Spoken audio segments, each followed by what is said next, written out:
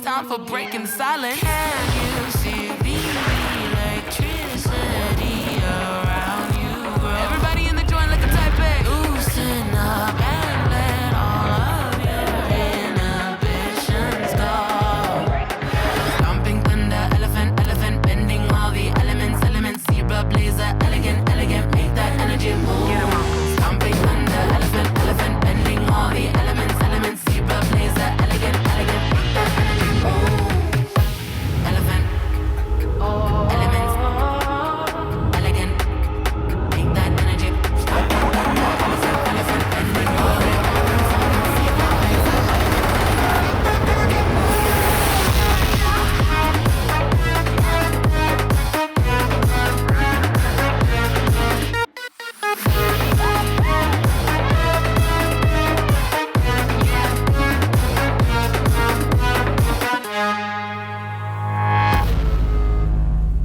Please welcome President Digital Media, David Wadhwani. Stomping thunder, elephant, bending all the elements, zebra blazer, elegant, make that energy move. Welcome. How are you guys doing?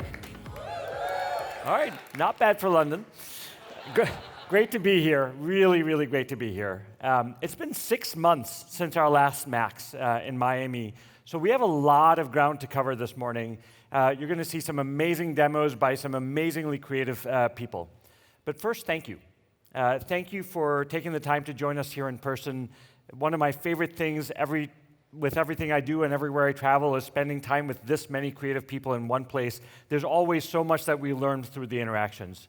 And of course, hello to everyone watching online as well. As you may know, we started Max in London last year because of the city's incredibly rich history in creative arts. Constable's paintings, Cameron's photographs, Westwood's fashion, Hitchcock's films, they all made us see the world, and frankly, they made us see ourselves through a different lens.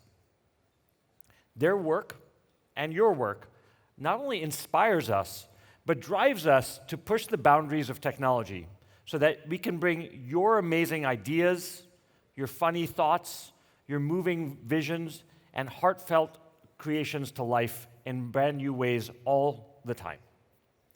But perhaps one of the most iconic examples of this was our collaboration with David Hockney, Graham Nash, and Nicholas Callaway. When they came to Adobe 35 years ago to experiment with this new and little-known project called Photoshop. There's one Photoshop user in the room. Literally one.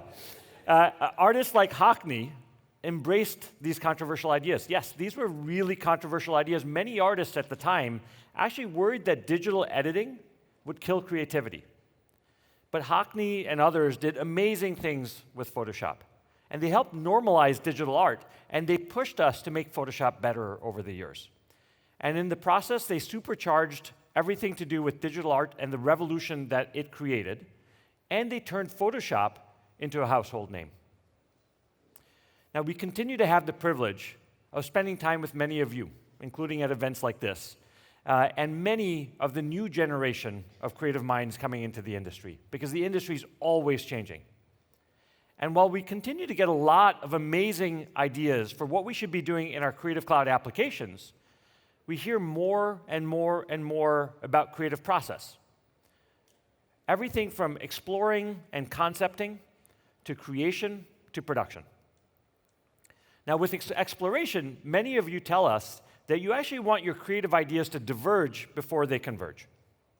Anna McNaught, who was here last year on stage, is a digital artist that starts with her sketches, pencil and paper.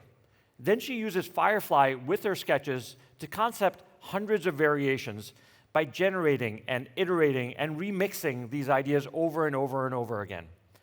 And when Anna finally gets to a visual feel that she's looking for, then she starts the creation process and turns to the power and the precision of Photoshop and Illustrator and Premiere and our other CC applications. And finally, for many of you, once you've actually created the vision, you turn your attention to production. How do you translate your copy so that you're able to increase its reach? How do you recomposite your designs so you can increase personalization? How do you resize your images and reframe your videos for each social platform? That's really where production comes in. In fact, companies like Estee Lauder, for example, they design content for customers across 150 cities. They want every piece of content to be localized and culturalized and personalized with everything that they produce. So with that, I want to take this morning and actually spend time walking through each of these three stages. They're very related, but there's also work that we're doing across all three of these. And we're going to get started with a deeper look at exploration. And we have a lot of exciting things to show you here. And this is where the all-new Firefly app is an absolute game changer. Firefly, for many of you who haven't had a chance to really use it yet, we've relaunched it about a couple of months ago to be the all-in-one app for exploration and ideation with generative AI. It lets you generate images and videos and audio and vectors and designs and lets you work across all of these different media types. You can generate an image, you can turn that image into a video, and you can composite that video into designs that you ultimately publish.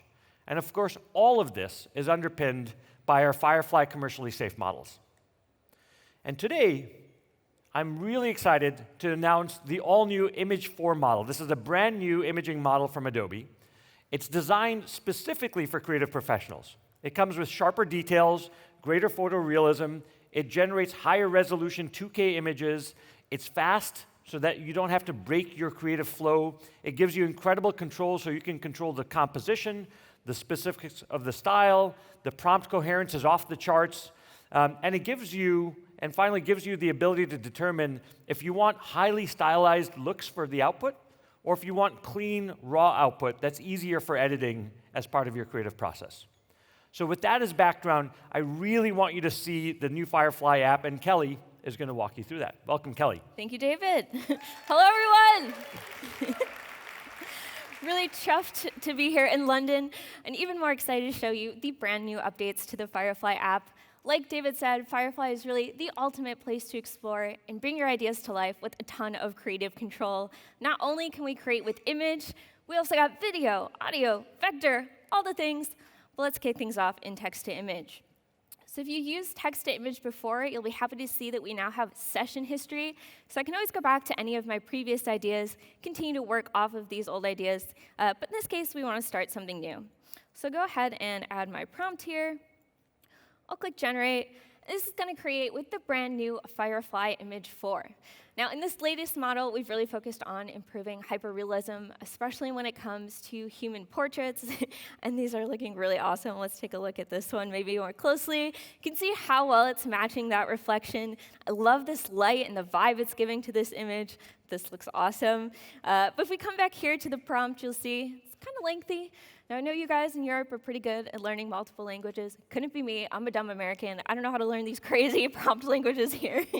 What's great about the Firefly Image 4 is while it can handle prompts of this detail, it also works really well with short prompts as well. So let's try another example, maybe just a close-up of a ladybug sitting on a rose with dewdrops. And from this left panel here, I have a ton of options and controls to help me further articulate my vision.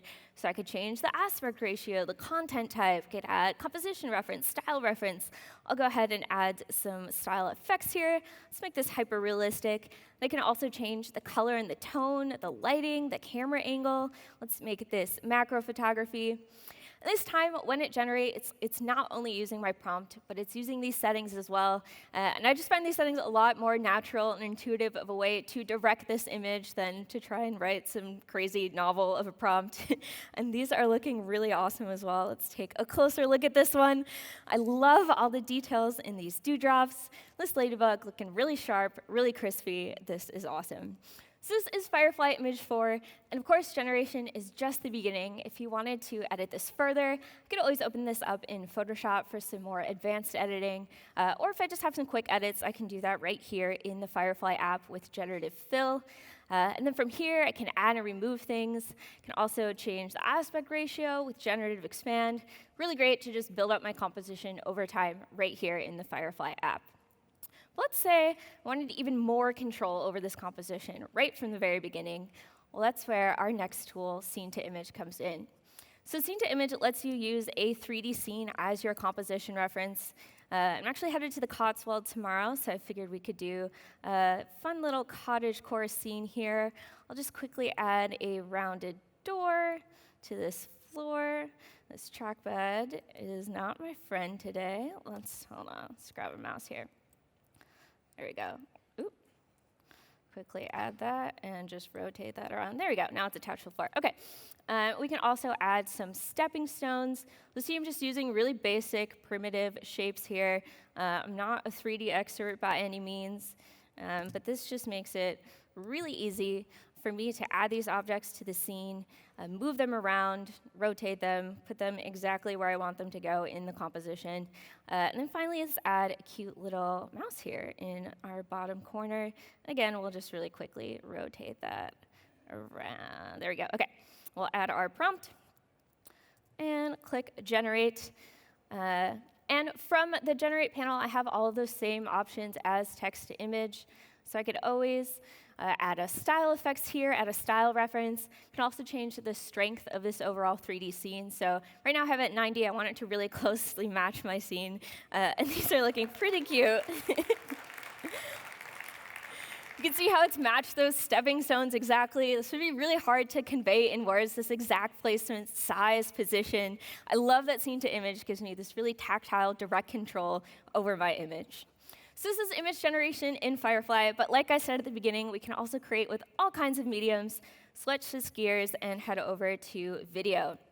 Really excited to also show you the brand new Firefly video model, the first commercially safe video model out there. Again, we'll start with a short prompt, head to the Italian countryside this time. And just like image with video, we have a kind of control here in the left as well. So I could change the resolution, the aspect ratio, the frame rate, the shot size. Let's go ahead and make this camera angle aerial. And I can also control the motion of this image as well. It's going to use my prompt and these settings to generate this video completely from scratch. And this does take a little bit of time, not too much time, but a little bit longer than we have for this demo. So I'm just going to jump ahead to a result I generated earlier this morning. And let's take a look here. This is looking very beautiful, definitely an aerial shot. I love the time-lapse effect in the clouds and just the really vibrant colors of these rolling hills. This would be great for something like storyboarding, maybe even B-roll. This is text to video. But we also have image to video as well. So let's say I actually had a specific image in mind that I wanted to bring to life. Found this really cute claymation image, also of an Italian countryside, from Adobe stock, and I think it'd be cool to add some motion to this image. So I can add that as my first frame. Could also add a last frame here, and then I also want to add just a little character to this scene as well. Let's add our little claymation buddy, and then generate again. This time, it's going to use my image as the basis of this video generation. So it's essentially going to kind of auto-animate this image for me. Again, we're going to skip ahead, cooking show style here, and let's take a look at our result. Who is he? Hold on. We're going to do this again. He is so cute. I don't know if I want to be him or I want to eat him. So moldable, ideal man right here. This is the Firefly video model, and these are just a few of the tools that you can use in the Firefly app. There's so much more for you all to explore. Back to you, David. Great. Thank you, Kelly. Don't go anywhere. So thank you, Kelly, for that.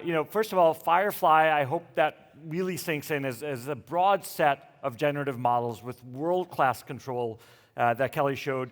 It's certainly at a new level now with the ability to have the latest image and video models, and it lets you explore ideas in a whole new way. It's also included with your Creative Cloud plan, so make sure you check it out, firefly.adobe.com. All of that is part of what you guys already have access to. Now, it's also coming out on iOS and Android, so keep an eye out for that in the next few months. But that's not all. For those of you who follow Adobe, a few months ago at Max in Miami, we showed you a sneak of something called Project Concept. And through the private beta that we've been working on with hundreds of people in the community, it's clear that many of you need a more focused space to generate and collect and mash up content and do it collaboratively with people that you're working with. It's a new type of surface purpose-built for ideation and collaboration. And I'm thrilled to announce that Project Concept is now called Firefly Boards, a whole new way to mood board and storyboard with creative concepts that you're working on. And with that, it's in public beta, it's part of Firefly already, and Kelly's going to walk us through all of that. Well, Kelly. good. All right, so I've already shown you how Firefly can help you to explore, but sometimes I just need to bring all of my ideas together in one visual space, or maybe I want to brainstorm with my team. Well, that's where my personal favorite part of Firefly comes in, Firefly Boards. Firefly Boards are an infinite collaborative canvas that bring together inspiration, exploration, generation, all in one tool. And today I'm working on a pitch for a perfume ad campaign. You can see I've already generated a few different visual directions here, but I want to explore another, and I want to do it with the help of my team. So from the big blue share button in the top right here, you can see I've already added Jason and Michael to this file, but let's go ahead and add my friend Paul as well. We'll send off that email, and now we can all co-edit in this same file. But let's add some inspiration. So from the left toolbar here, this is where we can bring things onto the canvas. We have traditional design elements like artboards, text shapes, or I can upload images from my desktop. If you're like me, I kind of have inspiration just all over the place. Maybe it's on a folder on my desktop or a stock library or a Pinterest board. I love that Boards lets me bring all of that content in one spot. Now from the right, this is where our panels live, and I can bring in content from here as well. So let's say I didn't actually have any inspiration yet. I can always search from the free Adobe stock library, just right here in the panel in Boards, or I can open this up for an even larger, nice gallery preview here. Just choose the ones that I like and add them to the canvas. Now pro tip, I can also arrow key through some different layouts before I place them on the canvas here. All right, so we've got our inspiration in place, and I think I'm ready to now visualize my idea in high fidelity. So I love that generation is right here in the same spot as my inspiration. And again, I'm working on a pitch for a perfume ad campaign. So let's start with something pretty basic, just a woman wearing a blue fur coat holding a perfume bottle. You can see the results are going to load up here in what we call the film strip. I can hover over them for larger preview, and then just add the ones I actually like to the canvas. So that just keeps my canvas neat and tidy. She's looking pretty good, kind of a basic style though. If we go back to my inspiration here, some really compelling stuff, and I just don't quite know how to translate the things that I love about these images into my own idea, into those magical words that I need to prompt. What I'd love to be able to do is just kind of visually mash these images together. Well, that's exactly what I can do with the remix feature. So go ahead and select both of these images, and then from the contextual toolbar, I can click the remix button. What that's going to do is automatically write a description for each of these images and then merge them together into a single prompt. So I don't ever have to do any prompting myself. I can just kind of mix these things together, get these super interesting results. You can see it's definitely pulled in that red background, that circle cutout, but kept my original subject and just created this really graphic composition. I love how it's sort of framing the model here. But let's try this again. One of my favorite parts about this being a collaborative canvas is I can always, if I'm out of ideas, I can always check out what my coworkers are doing. Let's head over to Michael's corner, see if we can steal some of his ideas. Sup, Michael? Copy these over, move them into Kelly's corner. Let's riff off of Michael's stuff in Kelly's corner here. And again, I'll select each of these images. And click the remix button. So don't just have to remix 2 images. I can actually remix together as many images as I want, really, and it's going to try and bring together visual attributes of each of those images into a cohesive composition. And this is looking pretty cool as well. I definitely love how it's brought in like the sphere elements from this one, from the color palette. This is remix, really great for just broad serendipitous exploration. If we go back to our inspiration here, There's actually specific parts of each of these images that I'd love to incorporate back into my own idea, and that's where our next feature comes in. So let me quickly just copy these over here. I want to start from this red image as my base image. So I can go ahead and click the load button to load that prompt back into the prompt bar. And then I'm going to use the eyedrop tool. So if you've used the color picker in something like Photoshop or Illustrator, it's very similar, but instead of sampling color, we can actually sample visual attributes of an image. So let's say like the overall style of this one, or like the kind of collage effect, I can select it with the eyedropper and then use it as a style reference. And then with this second image, really love this low angle. I feel like this would be great for a perfume ad campaign, very high fashion. I'll go ahead and use this as a composition reference, and then I will just quickly change the aspect ratio to match. So I'm just kind of like visually pulling things together, mixing and matching, using these different techniques to mesh together all of the ideas that I love from multiple images. And you can see this looks pretty cool. Yeah, thank you. I love how it's added this collage effect to the background. It definitely has that low angle. This is a really compelling visual direction. Now, so far, I've been generating with Firefly, which I love, commercially safe, super fast. But of course, every model kind of has its own aesthetics, its own strengths. And what we've heard from you, especially in an ideation phase like this, what you really want is the choice of multiple models, the ability to explore and experiment across multiple models. That's why we as Adobe have partnered with companies like Black Forest Lab, like Google, to give you exactly that choice. So let's try another direction, interested in bringing in maybe some metallic elements into my campaign here. This time from the model picker, not only can I use the Firefly models, but I can also use non-Adobe models as well. And this works really similar to plugins. Let me remove this really quickly. Works really similar to plugins. So if I wanted to use Google Imagine, for example, all I have to do is click the Add button, give me just a quick dialog reminding me that this is managed by Google, not Adobe. And then once I click Continue, that model is ready to go right here in Boards, no added accounts or anything like that. So let's generate here.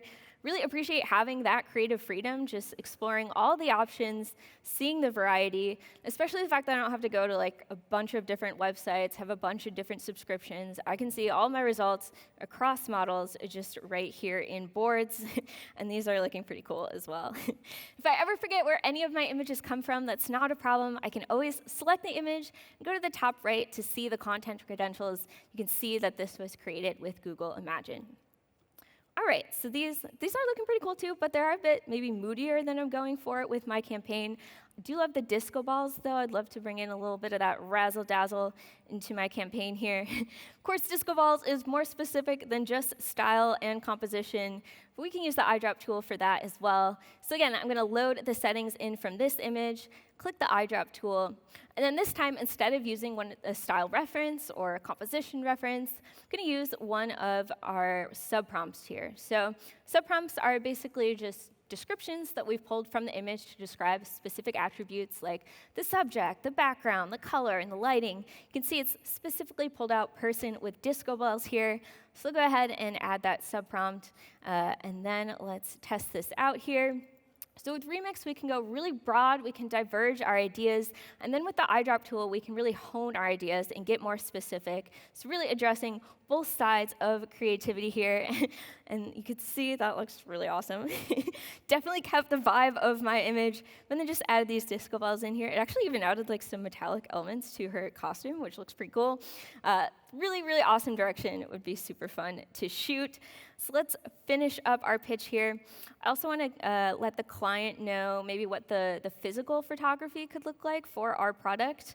And if I really quickly roughed up a mock composition of that product photography here on an artboard, you can see these are just like transparent images. I want to use this composition with this style. And again, we can use our handy dandy eyedropper for this as well. So again, really quickly, short prompt, perfume bottle on a studio backdrop. and we will eyedrop this one for its style, and then I'm going to hover over the entire artboard name to use this entire artboard as my composition reference. So it's not just images that I can also reference entire artboards, which I love because that gives me just a ton of direct control over the composition. You see when I add this here, that's literally exactly the composition that I set up. This looks really cool. Definitely brought in that color palette and the style from my original image. And because this is an artboard, I can always edit it, right? I can always go back, I can move these around, I can add shapes, I can add text, really anything that can go on an artboard, I can use in my composition. And then if we zoom out here, you can see as I've been experimenting, my canvas has gotten a little bit cluttered, but that's not a problem. I can always select all of my images and then just tidy them up into a neat little grid in a single click. Can even adjust the padding here on the canvas. Or if I wanted this to be a mood board, I can do that in a single click as well. I'll just click Collect Items. That's going to automatically lay these images out in a mood board for me.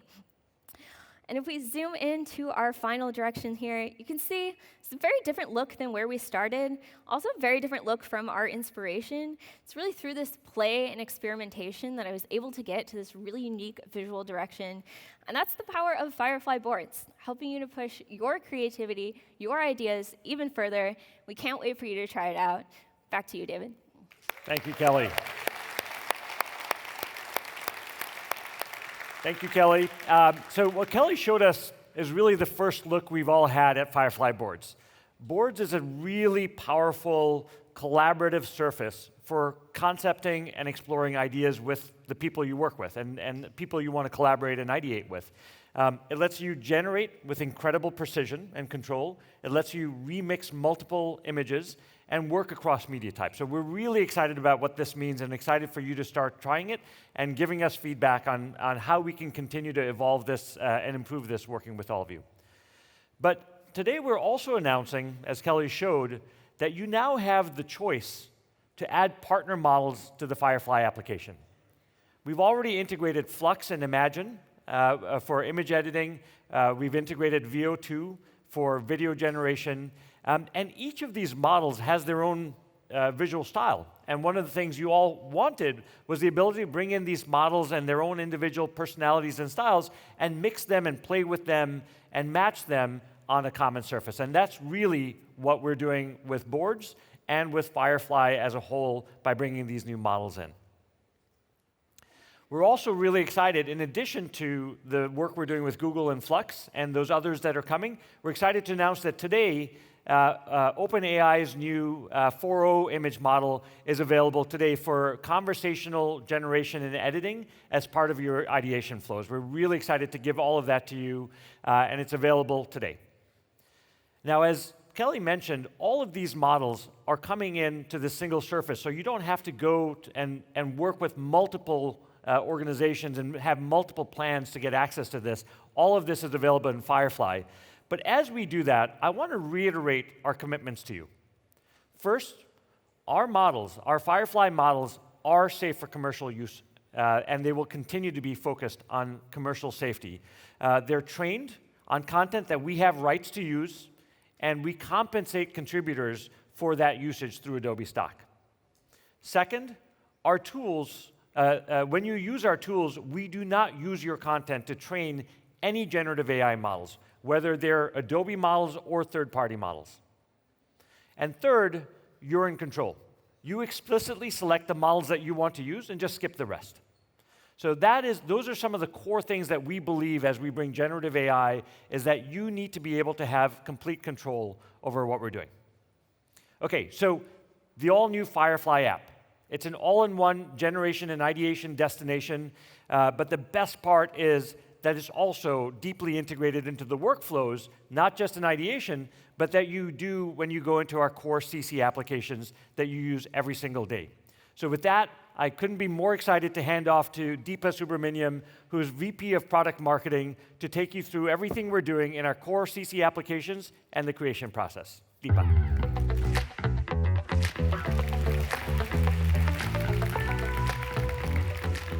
Thank you, David. What's up, Max London? Good energy, good energy. I can't believe it's been 1 year since we were last here in London together at Max. Every time I'm here in the UK, I am just blown away by the energy and passion of the creative community here. So thank you so much for being here today, and thank you to the global community that's tuning in online. At Adobe, we believe creativity is a uniquely human trait, and your work and your talent matters more than ever before.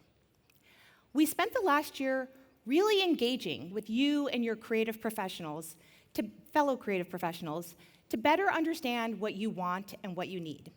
And we heard 3 things very consistently. First, you told us you value product performance and innovation that improves your day-to-day quality of life because you are living in our applications 8, 10, 15 hours a day. Second, you want richer control and expressiveness with faster editing so you can spend less time on what you have to do and more time on what you want to do. And third, you want more choice and flexibility around where, when, and how to use generative AI. And if you use generative AI, you want it to complement, not replace, your skills and experience. And you want it to give you even more creative control. Well, we hear you loud and clear.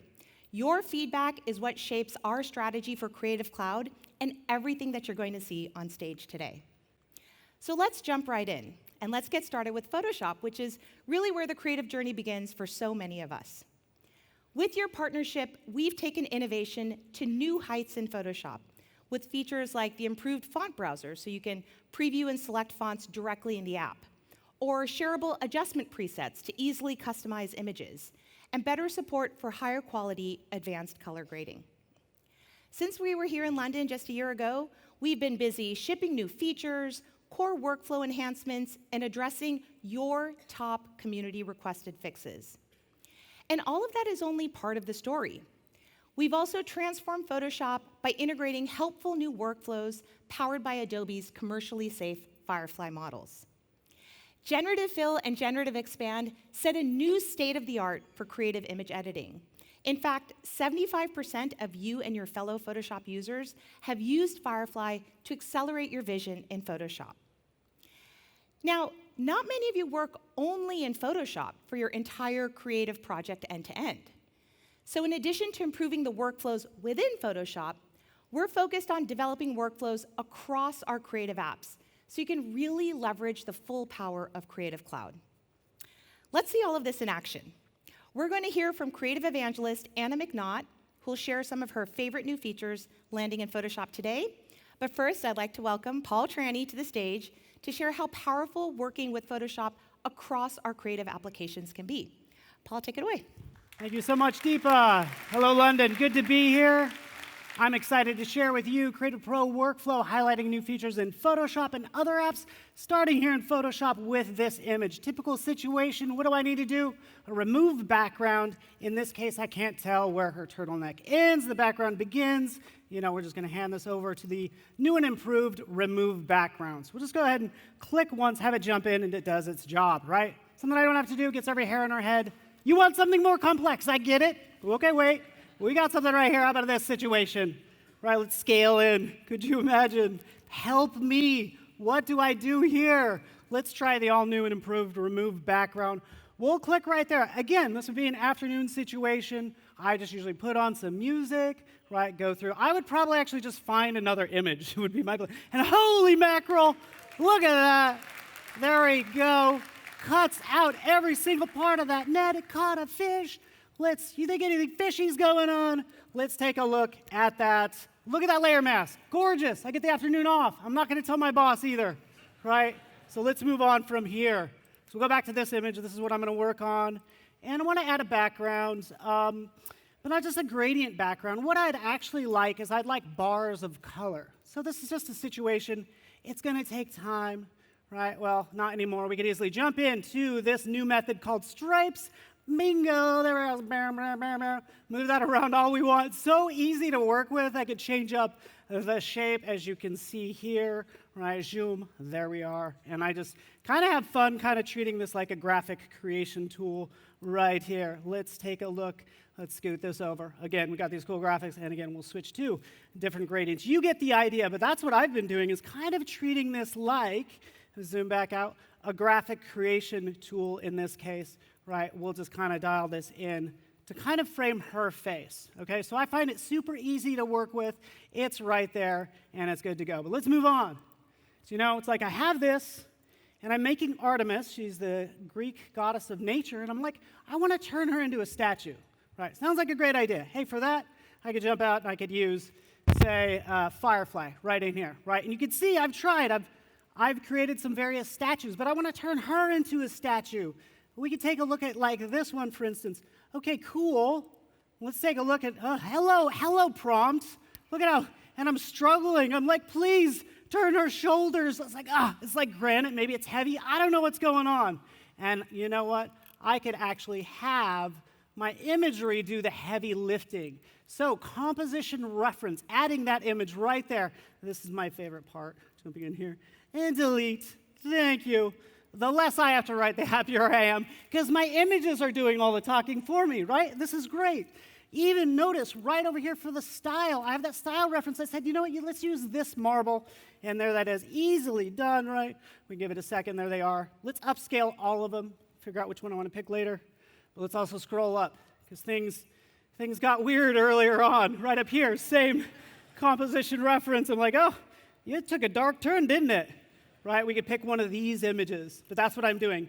Picking a couple images, kind of getting to be art director, which is fun. Pick a couple of those and integrate them back into my design right in here. So let's take that. There they are. Thank you very much, Firefly. Drop them in. They match up, and they look great. I absolutely love this. As a designer, what I want to do now is I want to drop them into these triangles. I'm going to just do that real fast. Just go there. This one's going to go here.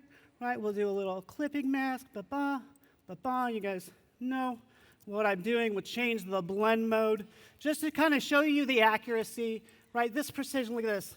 Bzz, bzz, it's like an X-ray. Precision. It's like surgical precision.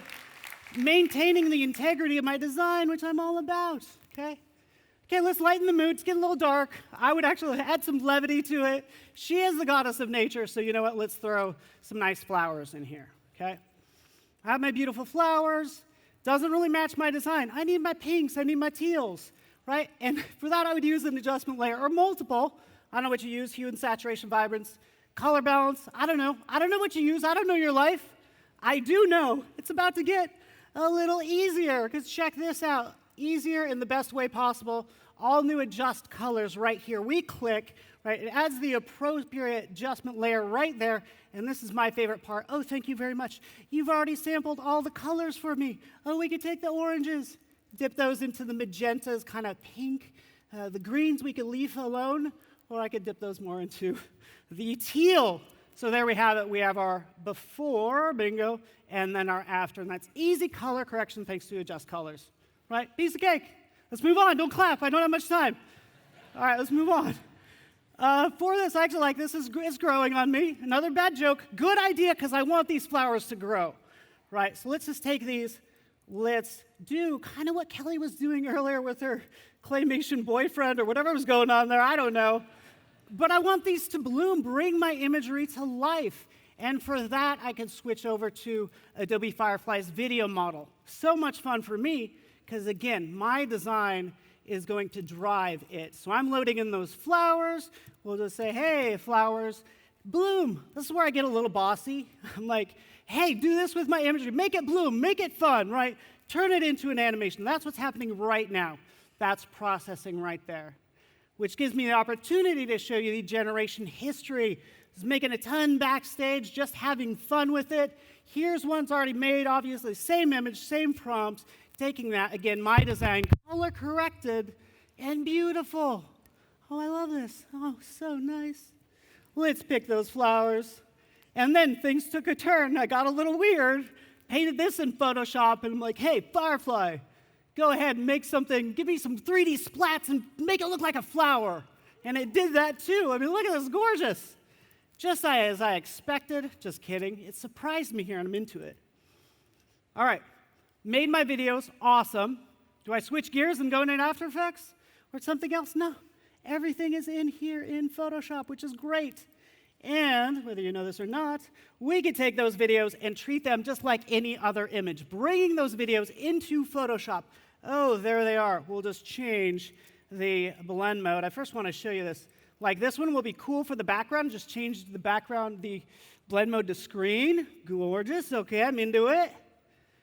The flowers, I actually want to put right in here on her turtleneck. Right? So again, this is video, but I'm going to size this down. I'm going to rotate it. I'm just going to have some fun with it at this point, right? And there that is, kind of blooming on her. This is just so fun for me because I'm like taking a still image and turning it into a video, but it doesn't change my workflow, which I think is awesome. You're probably wondering what's going on. It's no mystery, guys. There's a timeline in Photoshop. And guess what? I have other graphics animating in here, those various triangles. And we could take a look at this. There we go. This is what I'm talking about. It got weird, but also got fun. Oh, hey, thanks. This is cool. It's like we used all new remove background. We used stripes and the gradient tool. We did easy color correction thanks to adjust colors and reimagined my design in a fun way using Firefly and even turn it into video. And you should be impressed with what you make so much that you want to share it with the world. And for that, I'm going to go ahead and render this out, okay? Because now, this is kind of the fun part. It's like, okay, maybe others might want to see it. Maybe, maybe not. Either way, where do I go with this? All the social platforms? No, I'm going to use Express because there's a scheduler right in here. So we could jump in. You just create sort of a new post. You pick the content you want to post. And again, whether it's video, video's already done. There it is. We'll take that and set it up to actually schedule to all the platforms that I want to go to, that I might not visit as often as I should, but we have Facebook, Instagram, X, Pinterest, LinkedIn, TikTok, all of them. Oh, yay, I get to write a caption. I like writing captions as much as I like. There we go. As much as I like writing prompts. I'm not a writer. At this point, I'm over it, and I'm saying, hey, you know what, Express, help me out here. Just generate a caption for me. It says, oh, you know Artemis. Oh, well, I know Artemis too. And this is what I'd say about Artemis. I'm like, yeah, that's exactly what I would say. There it is. You're picking the date. You're picking the time. I don't want to disrupt the keynote, so this is going to publish out an hour later, so you can kind of check that out. You can see it right in here, along with these other gods and goddesses, and you should feel like a god of design with your newfound powers. Thank you so much. Hello, London. I'm Anna McNaught, digital imaging evangelist and community advocate here at Adobe, and I'm so sad that I can't be there with you in person.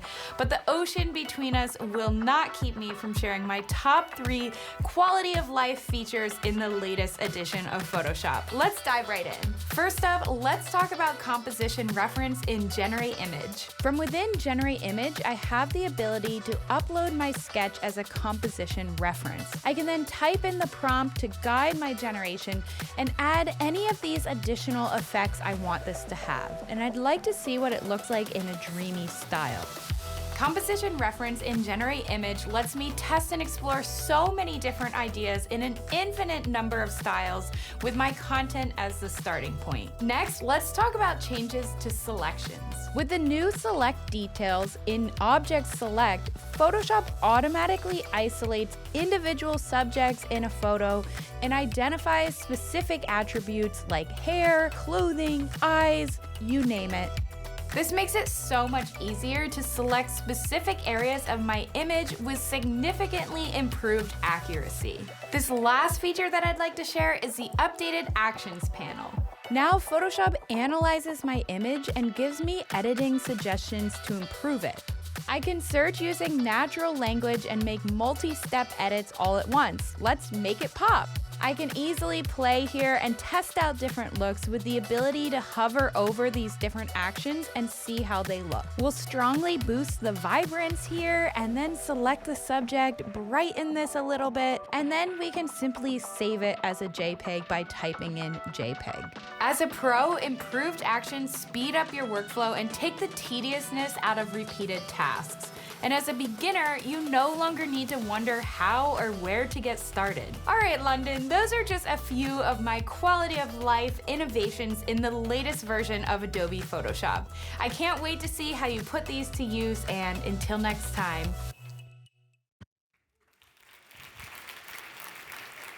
Thank you so much, Anna and Paul. Anna highlighted some of the newest features we've added to Photoshop, like Select Details and the improved Actions panel. And Paul showed us new features like the improved Remove Background tool and gradient improvements. And how cool was it to see the combination of Firefly and Photoshop let him so easily bring motion into his design, while Photoshop and Express used together really expands your creative toolkit.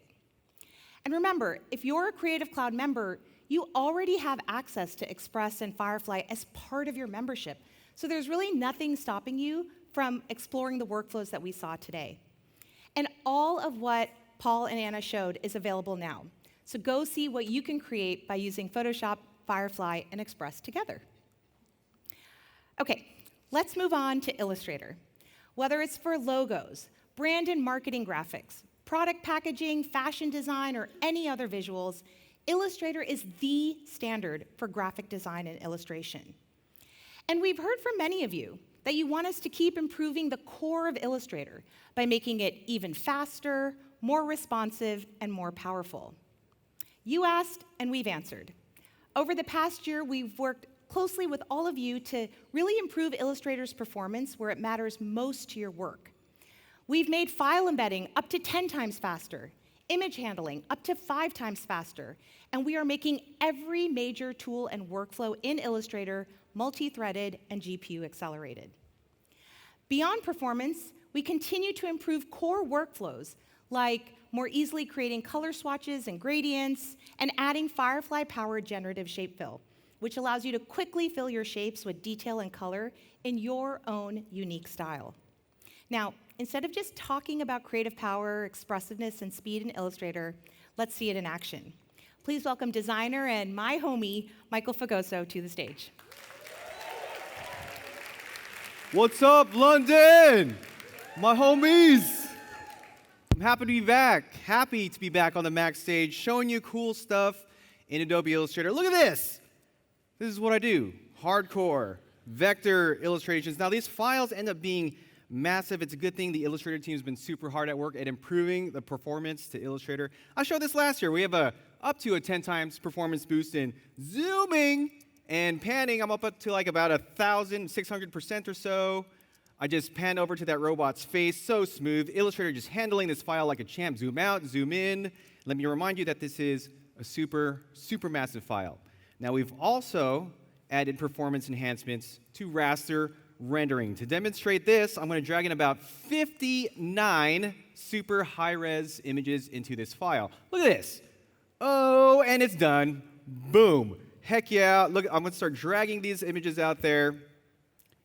All right, I'm not going to drag out all 60 of these, but just to show you how high-res these images are, I'm going to zoom up to this really tiny one right here. What's up? What's up, stars? Look at that. That is performance enhancements in Illustrator, just making our experience super smooth. Yeah? Yes. All right, so let's talk about some quality of life improvements to our favorite tools. You see these two pieces right here? I want to add a gradient to these two. And what do I do is I go over to my swatches panel, right? What up, swatches panel? And then I start dragging in individual colors to my gradient bar. Do you all do it like this, right? Yeah? We don't got to do that anymore. None of that stuff. Well, actually, some of that stuff, because check this out. I'm going to select the 4 colors that I want. Just drag once. Boom. Done. Yes, thank you. All right, I did that so quickly. I'm going to do it again. I'm going to select these 2 right there. These 4. I want these warm colors in there. Get over there, warm colors. Hey, over here. And then drag that down. Whoops, drag this down really quick. Boom, look at that, evenly spaced. Very nice, right? So say I want to send this over to print or to a web developer and we need the color information. Well, all we got to do, homies, is select all these colors here and go to Create Swatch Info and watch this. Just like that, boom, look at that. Yeah. I love it, right? Doesn't that beat typing in a bunch of hex codes and custom infographics, right? All right, down here, I'm going to finish off my postcard design by telling you that we've added 1,500 brand new fonts to our extensive font library. Yeah, who likes a ton of fonts, right? I do. You see this right here? I'm going to change this over to one of my favorite fonts, Helvetica. Right? What's up, Helvetica New World? I'm going to right over here. And down here, my other favorite. Let's go. What's up, Gotham? All of our favorites from our friends at Monotype, right? Very nice. 1,500 brand new fonts. All these color options, right? Quality of life updates to our favorite tools. Heck yeah, London, right? Am I right, guys? Nice. So we're going to continue this theme of quality of life here. I made this sketch over here in Adobe Fresco. It's a great drawing app, right? And I want to render it like my two items here, very precise curves. Now, what I would typically use for precise curves in the most powerful tool ever for precision is the pen tool, right? But we all know that the pen tool might not be the easiest thing to learn, so we have a new option here called the quick pen tool, where we're going to do this with a quickness, homies. Watch this. I'm going to start off right here, and right away we have a preview of our next curve. If I hit the 2 key, it changes the orientation of that curve, and look at this. Hey, that's one of the teeth right there, and here's 2 of the teeth, and then 3 of the teeth. Yes, boom. Oh no, we got a straight line. What are we going to do? We're going to hit the 1 key, homies. Just like this, right? Right there. And then, okay, we got a curve right here. We just hit the 1 key again to get back to that profile. And you can see that the curve doesn't perfectly contour the skull, but if I hold the Option key and scroll a little bit, you can see I can control the precision right there, just like that. And then hit one more time to finish this off. Look at that, with the quickness. That is the quick pen tool, right? Just making things easy and intuitive. And then I finished off these illustrations here just to share with you a favorite from last year, right? We all were fans of this. So I want to see how my artwork looks like on this 2D image of mugs here, right here, the mock-up tool. What's up, mock-up tool? So what this is going to do, if you're not familiar with it, it's going to create a 3D mesh around this 2D image of mugs, right? To just give it a really cool place for our artwork to live in. Watch this. Okay. I want to talk to you about updates to this tool. First off, look at the performance. Look how buttery smooth that is, right? If I zoom up really close, look at it just glide through those reflections. Oh, and you want some surface detection, homies? Check this out. What's up, surface detection? Yeah, very nice. All right, okay, check it out. We have 2 more artworks here. What are we going to do? What are we going to do with these? We're gonna mock up more. What's up, mock-up tool? What's up, Lollipop? Get over there. We can now mock up multiple artworks onto the same image. Hey, Ghosty. What up, little Ghosty? You gonna get over there to that last mug over there? Nice. Very nice. That is the new and improved mock-up tool. Yeah. Thanks, homies. All right, so this piece right here, I made this for Instagram, classic Instagram, but I want to repost this. They want us to make it tall now, right? So in order to make this tall, I'd either have to crop in really close, lose a ton of detail, or I'd have to spend the time drawing the edges out. What I really want to do is what we can do in Photoshop, right, where we can just expand the image out. Generative Expand is now in Illustrator, powered by Firefly. What this is going to do, it's going to analyze my vector illustration here, like I have a specific color scheme, right, going on this planet. It transitions over to the sky right there. You see this bottom piece right there? Okay, look at this. Boom, it's done. We have 2 other options here to choose from. I really like this first one. But check this out. It didn't just expand the image. It gave it to us in pure vector form. That is Generative Expand, currently in beta, but available for you all to use in Illustrator today. All right, homies, I have one last one for you here. I made this poster primarily in Illustrator, but not this, the text here is 3D. 3D is a little tough to do in Illustrator, so instead I brought it into Project Neo, which is a really cool tool that makes 3D accessible for someone like me that's primarily a 2D illustrator.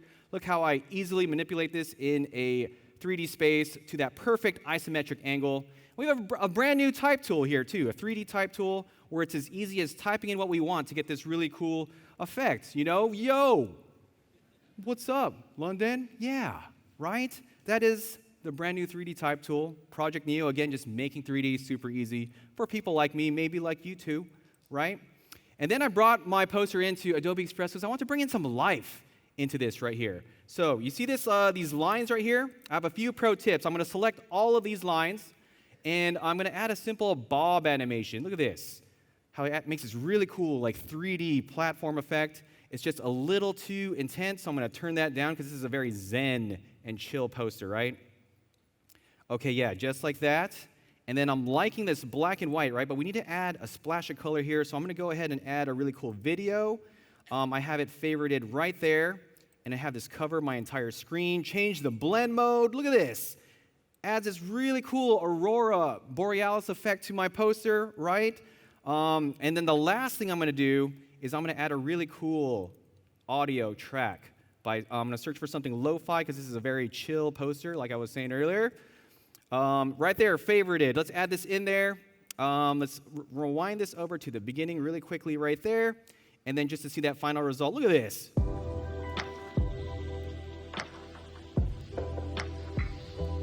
Yes, that is Adobe Express. Thank you, everybody, for letting me show you some really cool stuff up here. And I'm going to hand it back to my homie, Deepa. Oh my gosh, Michael, that was incredible. Thank you. Michael showed numerous performance improvements in Illustrator to really help you do detailed edits on massive, high-res files faster than ever before. And he showed off so many quality of life improvements, like one-click gradient creation, the new Quick Pen tool, and the new Firefly-powered generative expand workflow, now in the Illustrator beta app. And he showed off some of the 1,500 new fonts available in your creative apps today, including many of the most popular fonts of all time, like Helvetica, Gotham, and Avenir. And we saw the ease of creating 3D text with Project Neo, and how quickly Michael was able to bring his Illustrator poster to life with motion and audio, all in Adobe Express. All of what Michael showed is now available in Illustrator, Project Neo, and Express, so please go check it out. Okay, how about we talk video? Yes. You have helped make Premiere Pro the standard for professional video, and your feedback continues to make Premiere Pro a fundamentally better application.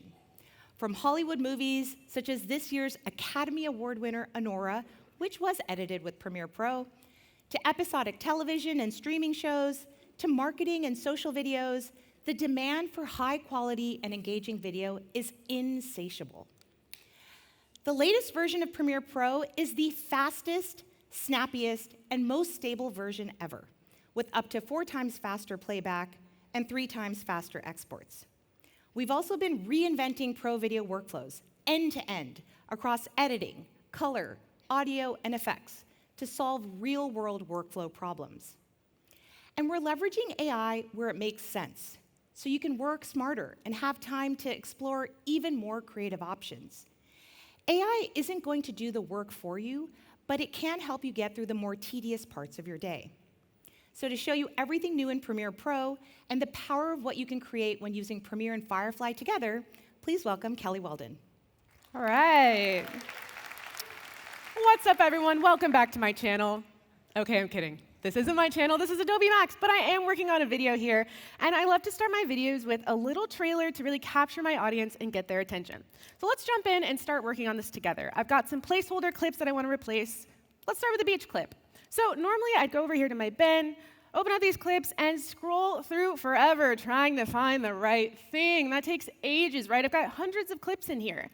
Well, that's no longer an issue, because new to Premiere Pro is media intelligence. So now, when I bring footage into my project, media intelligence does an analysis of that footage to understand it so that I can just search for it using natural language. So let's try something. I'm going to pop open my search panel here. Let's try sunset.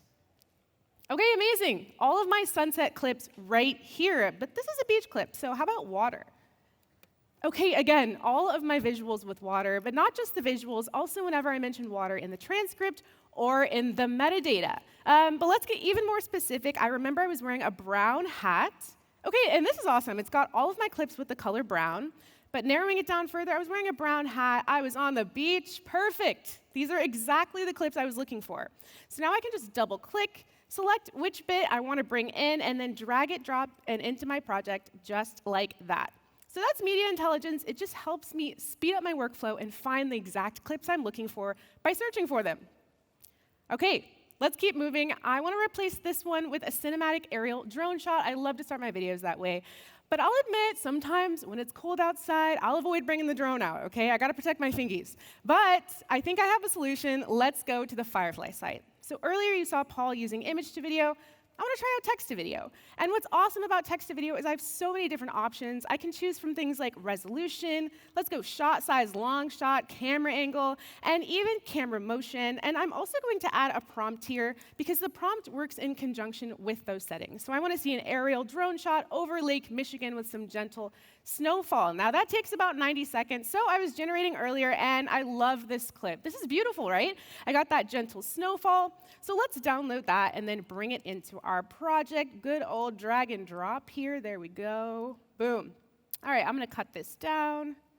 And what's great about this is with a few really quick color corrections, oopsie, I can really make this my own. So let's go over here. I'm going to go to Creative here. I'm going to add the LUT that I've been using. Awesome. And then go down to the curves here, make it a little dark and moody. That's my vibe here. I'm sure you can tell. OK, so I think this is flowing so nicely. Look at that. That's beautiful. And that's because Firefly Video allows me that flexibility to generate B-roll when I just have those gaps in my footage. OK, let's keep moving here. Now, when I was scrubbing through, I don't know if you all saw this, but I have a pretty big problem here. OK, I've got this beautiful clip of the wind blowing over a frozen lake, but then I did this like crazy zoom. I don't know if you guys have ever done that. I'm just like, why did I do that to myself? I just want a few more seconds of that nice still shot. So what can I do? Well, normally, I'd try to go find a new clip or maybe find new music, but I don't want to do any of those things. Nobody's got time for that. So what can I do? I can use Generative Extend in 4K right here in Premiere Pro. So here's what I want to do. I want to clip this, delete that ending so I never have to see it again, and then go over here to my toolbar and grab my Gen Extend tool. Now I'm just going to pull those frames out so that Gen Extend can recreate that ending for me and give me those still frames. Now, that takes some time. We all know Gen AI takes a little while. So I generated this earlier. Here's my original clip with that deleted ending. You can see here are my new AI-generated frames. Let's take a look together. My original and the AI-generated frames. How amazing is that? That is so seamless. Yes. Gen Extend just saved the day. It's 4K quality, which is perfect for my video, and I can just keep moving with my edit. Awesome. OK, one more placeholder clip to replace. I want to end this trailer with a beautiful snowy sunset shot. Now, I know I don't have any footage like that, but over here in Lightroom, I've got a bunch of images, and I really love these two. So what I want to do is create a video that starts with this image and then ends with this one. Wild, I know. But Firefly Video is actually perfect for this. So back to the Firefly site, I'm going to upload that first image as my first frame and that second image as my last frame. And now this is optional, but I'm going to add a prompt as well, because I like to get pretty specific. I want to see the sun setting, the day slowly fading into night, the fog rolling in. Now again, that takes a little bit of time. So I was generating backstage. Let's see what we've got. OK, cool. It's like a time-lapse vibe. Let's see, that fog is rolling in. Perfect. So let's download that again. And I'm going to drag and drop that into my sequence here so we can take a look. OK, look at this. The colors blend perfectly with my previous clip, and that's because Firefly Video allowed me to bring my images to life. So again, I filled those gaps in my B-roll. This is beautiful. So now I can just keep moving, all right? So this is looking pretty good, as I would say so myself. So let's start to finalize this. I want to add some captions. I love to watch all of my content with the captions on. I know a lot of my subscribers do too. So let's add some captions. OK, I've got some voiceover here, which Premiere automatically transcribed for me. Let me play you a little preview of that voiceover. We're Kelly and Nikolai.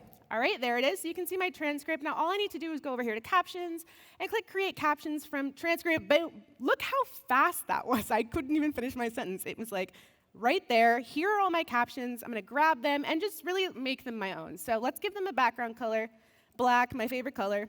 Let's give them a little space here, maybe some rounded corners, and then I'm going to save that style to use again, because I like to have the same caption style for all of my videos. So that was awesome, quick and easy. I've got captions in English. But I've noticed a lot of my new subscribers are coming from Europe, so France, Germany, Spain, and I think that they deserve to have captions in their languages too. So we've been listening to your requests, and now right here in Premiere Pro, I can actually translate these captions into other languages. So let's click this button, translate your captions. This auto-detected as English, so I'm just going to choose which languages I want. We have over 25 different languages here. I'm going to go for French, German, and scroll down for Spanish. Beautiful. And then I'll choose that style that I just created and click Translate. So Premiere's going to take my transcript and then translate it into those other languages and put them in those caption tracks. That was so fast. OK, let's take a look. We've got English, French, German, and Spanish. Awesome. That was so quick and easy. Yes. Now, Translate Captions is going to allow me to capture new audiences in just a few seconds. I have captions in 4 different languages. Now, that's pretty impressive, I won't lie, but what I think would be even cooler is to have translated captions with translated voiceovers. So let me show you something so awesome. Firefly site. This is Translate Audio. So this is where I can actually upload my footage.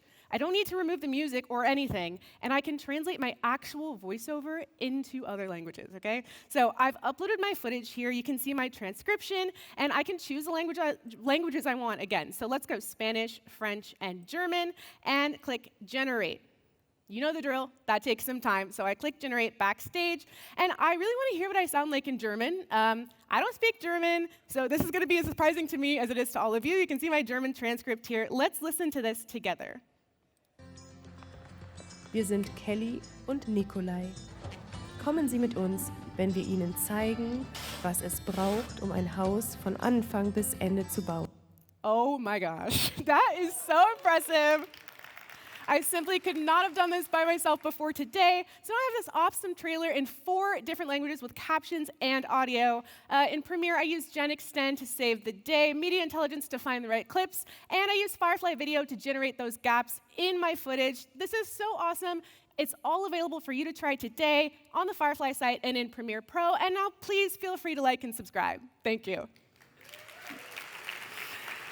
Thank you, Kelly. That was great. Kelly showed us the power of media intelligence and how easy it is to find clips by just describing it in your own words, even if you have hours and hours of footage. And now with 4K and vertical video support, Generative Extend is primed for real production use. It's now generally available in Premiere.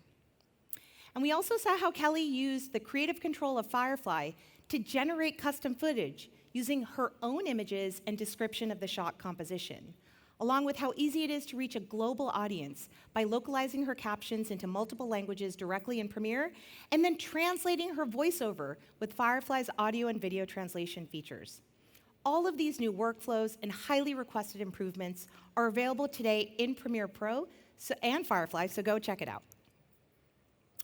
Okay, let's switch gears and talk about our creative apps purpose-built for web and mobile. We have long focused on expanding the power of the Creative Cloud ecosystem by building beyond the desktop. Take, for example, Lightroom, which runs across desktop, web, Android, iPhone, and iPad, and Express and Firefly, which are web and mobile first. As creative professionals, you told us you like having the power of this multi-surface ecosystem supporting you. And while you prefer doing your core day-to-day creative work in your desktop applications, you appreciate also having the ability to grab your files on the go or make precise edits from anywhere with web and mobile access. Now, while you want web and mobile apps to augment your desktop workflows, the next generation of creators increasingly prefer to work only on their phones and in the browser. In fact, it's their default surfaces. The next generation expects web and mobile first.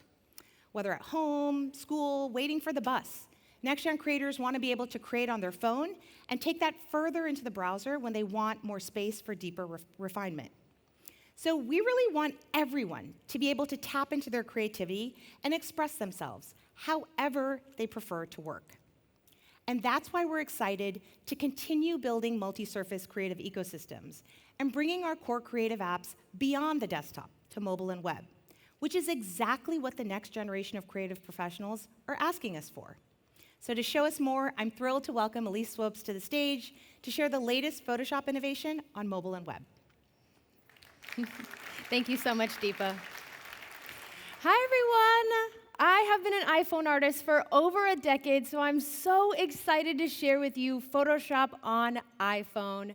We now have the power and precision of Photoshop on desktop right in the palm of our hands.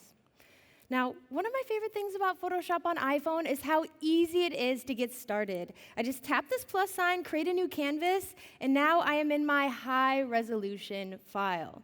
Now, what's super cool about Photoshop on iPhone is it's Photoshop Desktop reimagined for ease and intuitiveness, so it's super easy for beginners as well. But the easiest way to get started is actually adding an image layer. So let's go ahead and check this out. Look at all these different options we have: camera roll, Adobe stock, and so much more. But I'm on my phone, of course, so I'm going to start with my camera roll. So let's actually bring in this image that I made in Firefly a little bit ago, inspired by some of my other photography. Now, I'm also a surrealist, so I love utilizing Adobe stock. And I'm also pretty well known for my giraffe images as well. So let's go ahead and search some giraffes. And I've got hundreds of thousands of Adobe stock to choose from in here, so I'm very excited about all the different options I have. But let's go ahead with this guy. He's looking perfect for my composition so far. So that's going to download that asset and place it directly into my canvas with ease. Now, that's how easy it is to add assets right here in Photoshop on iPhone. All right, guys. Now, if anybody knows how annoying selections can be, especially on mobile, it's me. So I'm so excited to share that we have a brand new selection tool called Tap Select that's unique to Photoshop on iPhone. Now, Tap Select is going to automatically detect the different elements within an image. Now, on the bottom here, you can see that it's automatically detected the architecture, the plant, the sky. And so this time, I'm just going to select the architecture and the plant, and then it's going to mask out the rest of that for me with ease. Now, I can move this giraffe image around exactly where I would like it to be. Now, that was almost too easy, right, you guys? I'm here to impress, so I want to pull in a little bit more of a complex image here. So let's go ahead and pull in this image of New York City. It's a very busy photo of New York City. As I zoom in, you can see tons of different things in here. We've got cars, we've got people, we've got a lot of things going on, but that is no problem for Tap Select because it's going to automatically detect all those different elements within this image. Wow, you guys, check out all these people on the bottom. There's so many people, so many different elements, tons of different things going on in here. And as I scroll through, I can see cars as well. It's just super incredible. But, you know, my favorite thing about Tap Select is I can actually zoom into this photo and tap on the actual image to select this bus. I can tap on the image to select this person. I can tap to select this person. It really makes those complex selections super easy, super precise, super powerful right here in Photoshop on iPhone. So that's Tap Select right here in Photoshop on iPhone, you guys. Now, at this point, I may use some more Adobe stock, but I want a little bit more control than that. So that's where I'm actually going to bring in some generative fill. Now, yes, this is the same generative fill we've got in Photoshop on desktop, but we've got it right here in Photoshop on iPhone. Now, I'm just going to go ahead and add a little buddy for my giraffe. Let's go ahead and add a yellow bird. And I love generative fill because it's going to utilize my prompt and blend it seamlessly with the image that's already there. It's also going to save me so much time. I don't have to think about the lighting, the blending, the different shadows and all that stuff. Amazing. Check out this little guy. He's looking really cute, very detailed. Amazing. All right, so you guys, on top of being a surrealist, I'm also a content creator. I've been a content creator for over a decade as well. And that means that I love to share my designs on different social platforms. So that's where we tie in Generative Expand. Now, this is going to help me resize and change the ratio to my canvas, making it fit all different platforms like Instagram Reels or TikTok. Let's go ahead and choose a prompt, yellow building, green grass. Now, again, I love generative fill or generative expand because it's going to allow me to put my design on different platforms, right? And it's also going to fill in the space that's empty on the bottom with ease with that prompt that I'm looking for. So check out this beautiful detailed grass, you guys. Really beautiful. Amazing. So this composition is looking fantastic thanks to Generative Expand. Again, I'm going to allow myself to post my artwork.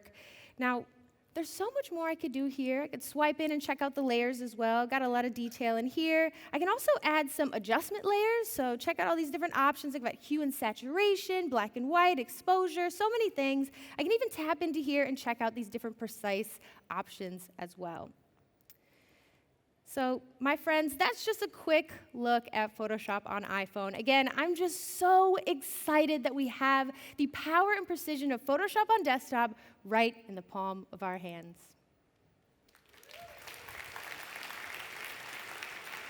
Elise, come join me. That was awesome. Thanks. I could watch you create on your phone all day.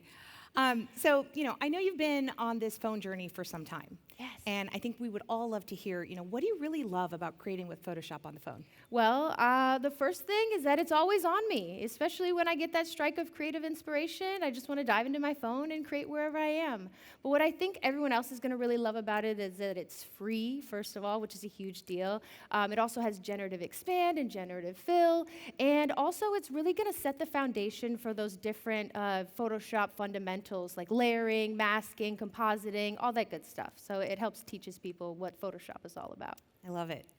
And what really stands out to you when you're using Photoshop on your phone? Well, tap select, first of all. That's a huge thing for me, especially with complex selections. Having unlimited layers is really big. And then also high-resolution files, so I can actually print my artwork, which is amazing. So, yeah. That's a great use case, printing your artwork. I love it. There are some people who might be asking, hey, Adobe, why are you building Photoshop on the phone? Who's this for?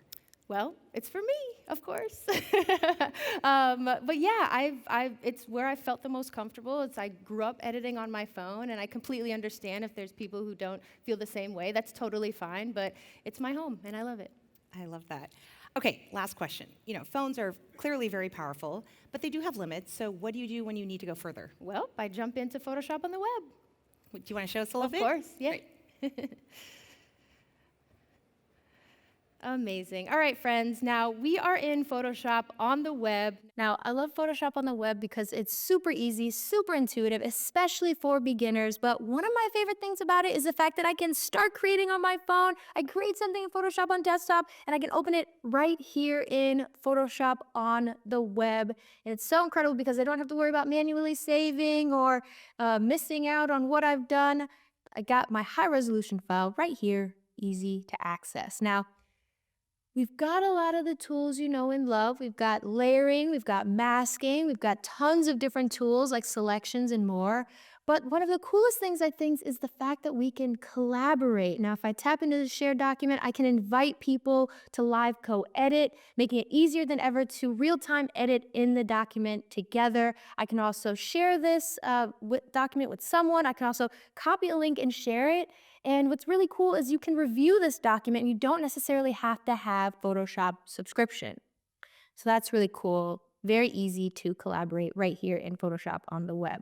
Now, today I'm not going to collaborate. I'm actually just going to dive right into my edit here.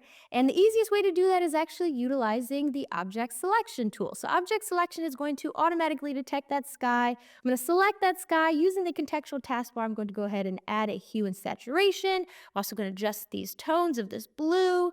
Really well known for these teals here, which is beautiful.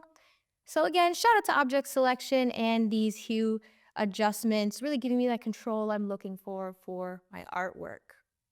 I got one more thing to show you guys, and as I said, I'm a surrealist, so I love to do little quirky things here and there, and this is where I'm actually going to bring in a red scarf right around this giraffe's neck. And this is where I'm also going to use generative fill. This is the same generative fill we've got in iPhone, on desktop, but right here in our browser.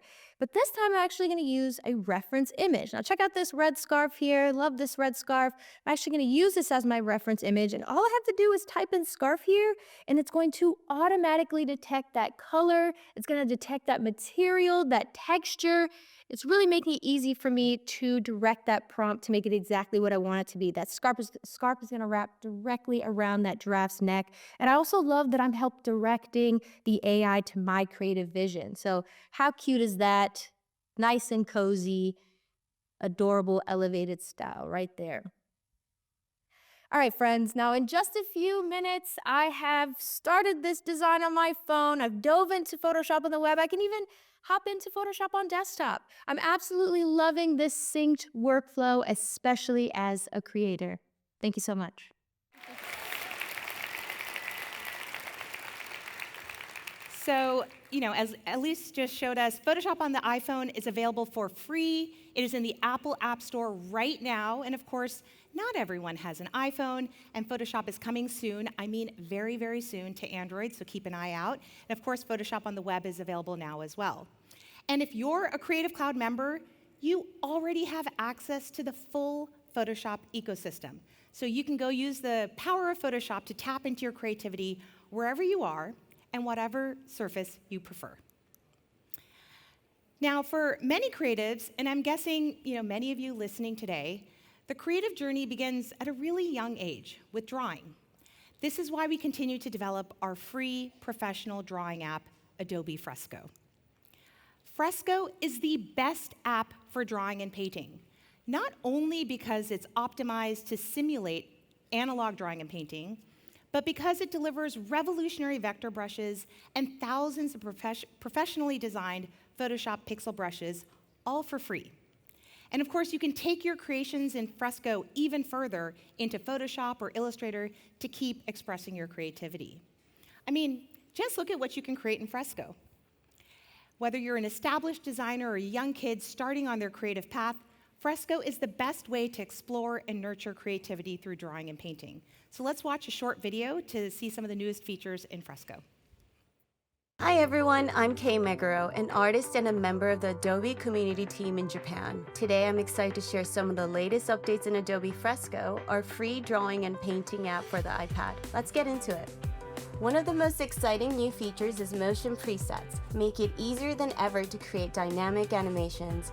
You can have your artwork bounce, bob, spin, and more, all with just a few clicks. Plus, when you combine the presets with motion paths, you have precise control over the movement of your animations. This is perfect for adding smooth, professional level motion to your artwork.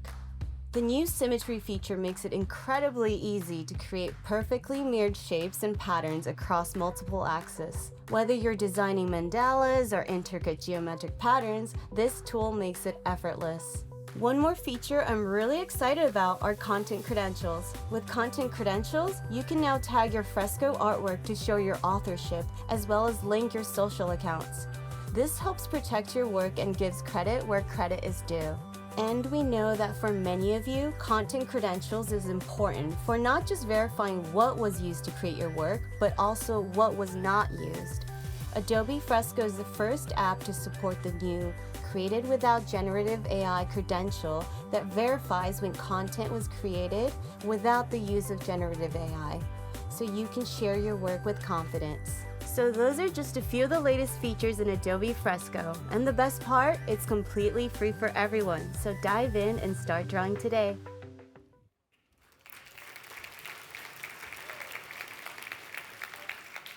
As you just saw, new motion presets, symmetry mode, and content credentials on top of the richest set of brushes available in any drawing and painting application. Adobe Fresco is the perfect tool for anyone who wants to draw and paint. And best of all, Fresco is fully free for everyone, everywhere, so download it today. Now, I'm sure I'm not alone in saying that I love taking photos to capture and share the moments that matter the most to me. And this is where Lightroom really shines. Lightroom was purpose-built for digital photography workflows. And over the last decade, Lightroom has led the industry with trailblazing innovation, like introducing HDR editing and advanced color grading, fine-grained subject selection, and innovating on a host of AI-based features. And all of this innovation is available to you through the full Lightroom ecosystem on desktop, web, and mobile. So to share how powerful photo editing can be across multiple services, along with a ton of new Lightroom features, please welcome Lucy Street. Thank you, Deepa. Hello, I'm Lucy, and I'm so excited to share with you some of my favorite features in Lightroom. I'm from Wales. I live in the beautiful Welsh countryside. I also love to travel and just take photos of my adventures. So let's get into it. Starting off in my camera roll, it's very messy. I've got selfies, I've got food pics, I've got way too many screenshots, but I also have this photo. Now, I love the composition, but the colors are just completely washed out. Now, I could make some basic edits right here in my Photos app, but I'm not basic. So I'm going to share this straight to Lightroom Mobile, and just like that, I'm ready to get started. So the very first thing I like to do is auto-tone. See, it's already made such a difference, and it's just a great starting point. From there, I can go in and make some more tweaks. So this is looking good, but I feel like the sky is still missing a little something. So that's where I'm going to go to Quick Actions, which is going to give me specific suggestions based on my photo. I'm going to hit Sky. It's detecting and masking the sky for me, because what else is it going to be doing? And then I have a selection of adaptive presets that are being applied to just the sky. I think Blue Drama looks nice, and I can tweak that to get the exact look that I want. Nice. Here's the before and the after, and I was able to get here in just a few steps thanks to auto-tone, quick actions, and adaptive presets. So that's a landscape photo, but let's see what we have when we get the squad together. Again, same thing, auto-tone, and when I'm working with a photo with people, I like to work from the background forwards, so I'm just going to start to bring some depth in here. Nice.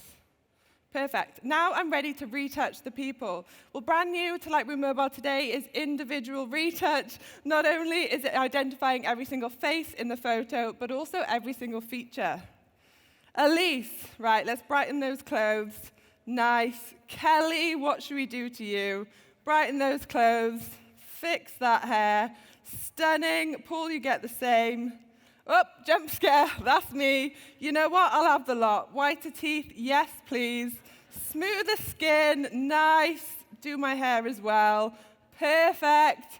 Here is the before and the after, and we're ready to share straight to Instagram from Lightroom Mobile. Yeah. So next up, we're headed to the beach, and I'm absolutely obsessed with this photo, but I feel like the blues could just be a little bit bluer. So I'm going to go in and add a mask based on the color range, find that blue, and just pump that up. Nice. But if I zoom in, I've got these people, they're kind of messing up the vibe, and brace yourselves. Who is this? Can somebody come get your dad? He's messing up my photo. But that's okay, because in Lightroom Mobile, I have generative remove, so I can just brush over both of these people, making sure to get their shadow. You don't need to be too precise. It's going to look at the colors, the lighting. Whoop, straight away. You can, yeah. And you can see just how well it's recreated the ripples in the water and the rocks. And here's the before and the after. Peace is restored. But I know what you're thinking. That's a little bit of a safe option. So I have something better. What if I had this photo? Now, the idea is nice. I love a little glass of champagne. But the hand and the glass is just completely out of focus. So I was about to bin this. But let's see what I can do with generative remove. Again, really loosely brushing over the whole arm and the glass. And it's got a lot to work with here. I've got the sky. I've got all the trees. Oh, perfect. If I hit refine, I've got 3 different options. Oh, I think that one looks good. Stunning. Here's the before and the after. My photo is salvaged thanks to generative remove. And remember, I did this in just one swipe, all from my phone. Magic. Yeah. So those are some of my favorite features on Lightroom Mobile, but sometimes I just need a bit more screen space. So that's where I'm going to head over to Lightroom on the web, where I have all of the power of Lightroom straight from my browser. I've got all my albums ready to go, and I have this shot. Now, this is looking nice, but everything is just a little bit too in focus. So I'm going to go down to Edit, and we're going to add a lens blur. Because it wouldn't be a Lightroom demo without a good old bit of lens blur, would it? And perfect. And if I toggle on Visualize Depth, I can see exactly what's been identified in the foreground and the background. And we can wiggle a few of these about, change the amount, the bokeh boost, and the effect. And that's exactly what I wanted. And that's lens blur, but remember, I'm not in some beefy app. I'm literally just in my browser. and I can share a link to this individual photo, but I'm working with a client, and they're a little bit fussy, so I have an album full of options. That's okay, I can share this whole album either with a link or a QR code, and they don't even need to have Lightroom to be able to see the album. So that's Lightroom Web, and I have one last goodie for you before I go. And I had to end with a shot of Wales for this one, didn't I? Now, yeah, woo! Now, sometimes I want to be able to isolate and edit certain areas. Well, today, brand new to Lightroom Desktop is Select Landscape. It's going to detect all of the different elements within my photo. So how about we select sky, vegetation, and water, hit create, and it's created those 3 masks for me. Look at the detail. If you know me, you will know that I do not have the patience to do that myself, so this is perfect. And how about we make the grass a bit greener? What should we do with the sky? Should we make this a bit, make it a bit more dramatic? Ooh. And the water, you know I'm going to make this a bit more blue. Perfect. Here is the before. We've got a lovely autumn day, and we've transformed it to summer, the summer days we wish we had more of in Wales. And I was able to do this in just a few clicks, thanks to Select Landscape, brand new to Lightroom Desktop today. That is it from me. Thank you very much.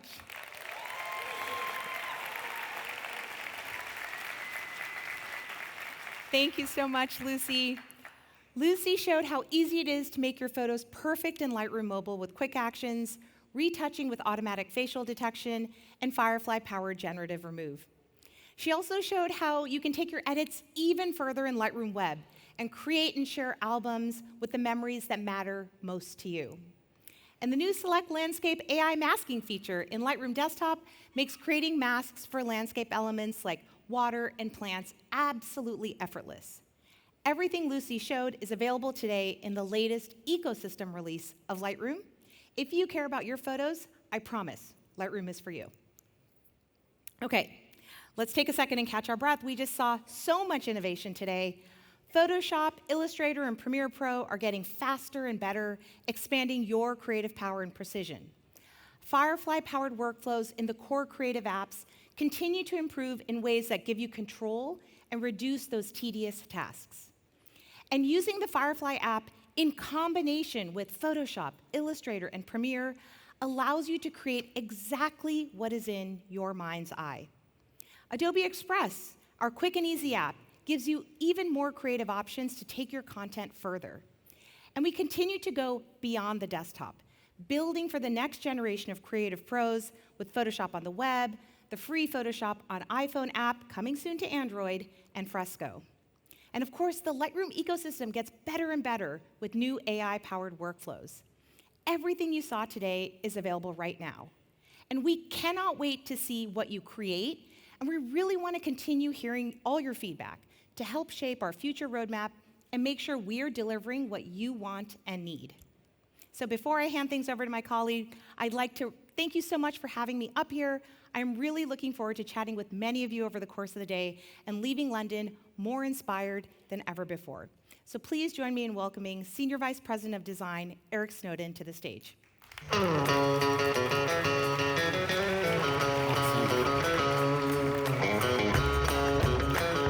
Thanks, Deepa. That was amazing, and we hope what you've been seeing is sparking new ideas and getting you excited about what you can create. So we've talked about exploration, we've talked about creation, and for many of you, the last step in the process is about production. And so we live in this connected, global, social world, and personalized, fresh, current content really wins. And so at Adobe, we're experiencing the same explosion of content needs as all of you, and we need to make creative for more languages, more audiences, and more channels than ever before. But producing at scale has become the least rewarding and the most time-consuming part of our work. And at Adobe, we're often creating 50,000 variations from just a few hero assets for a single campaign. And doing all of this manually is just completely exhausting for creative teams, and it limits the number of really new ideas we can explore, and it limits the amount of truly creative work that we can take on.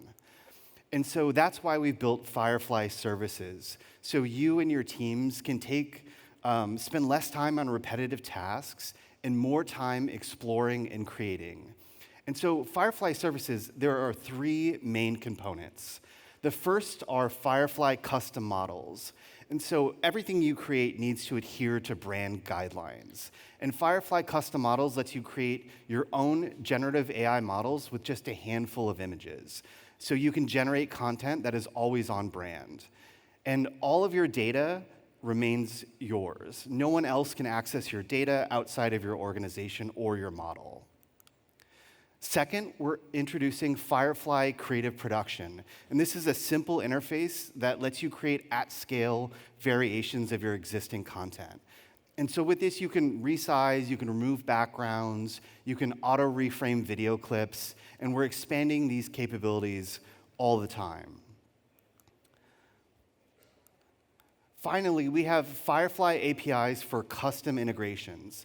And so these are powerful composable APIs that bring 40 years of creative technology from tools like Photoshop, InDesign, Premiere Pro into your company's existing workflows. With Firefly services, from custom models, creative production, and APIs, your creative team can reduce tedious work and win back time for true exploration and creativity.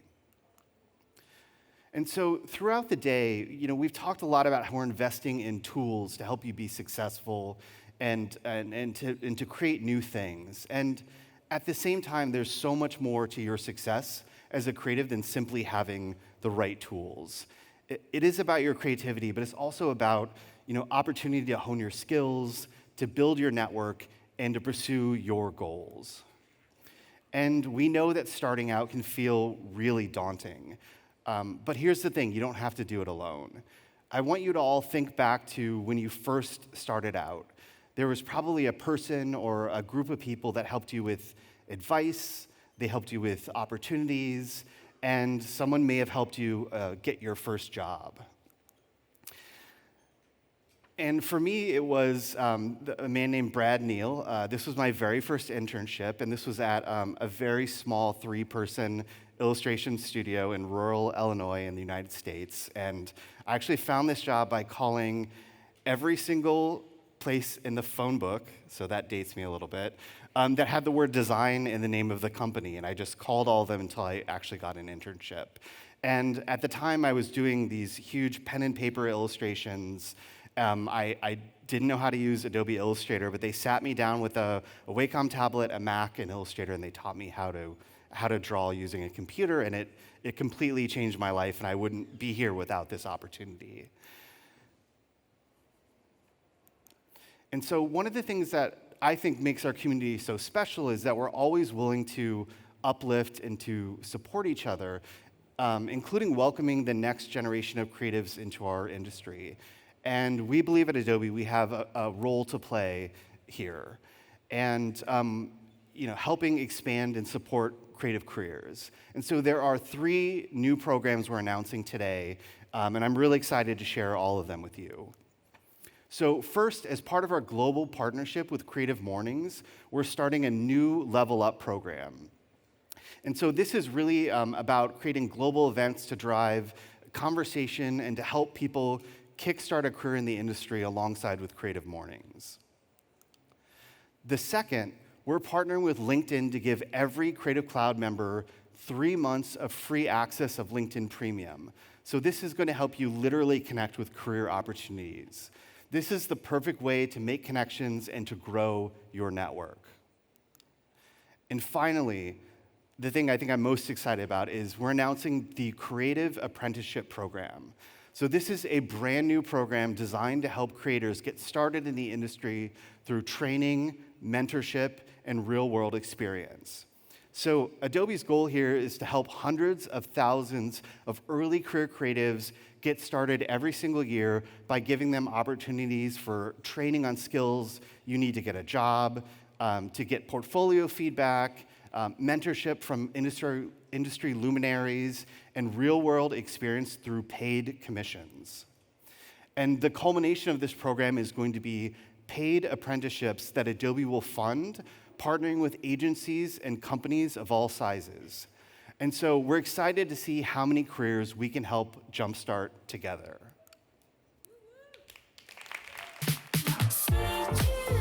I love brand design because of the creative freedom it provides me. Doing photography as like a job rather than a hobby is a dream come true. I found out in college that there's such thing as motion design, and that's where my heart led me. The job market is really hard to navigate as a freelancer. It's crazy right now. You have like 30 companies, but 5,000 students. The Adobe Creative Apprenticeship Program is bringing in young creatives into industry spaces much earlier than they would typically have if they were on their own. This is a chance for us to bring folks in who have fresh perspectives. I started Creative Morning 17 years ago, and we've grown into the world's largest face-to-face creative community. Instrument is a digital marketing agency. We're multidisciplinary, so we have folks from design, strategy, production, technology. Not having the budget to take on an apprentice and the time commitment oftentimes just prevents us from taking on this role. The Adobe Creative Apprenticeship Program helps to vet young creatives. They understand what their skill sets are. Then, through Behance, gives us a chance to review their portfolios, and then Adobe helps to subsidize their salaries once they're here. So it creates a very easy point of entry for us. We know they've been pre-vetted, we can see their work and understand their impact, and in addition, it's not a huge financial lift for us.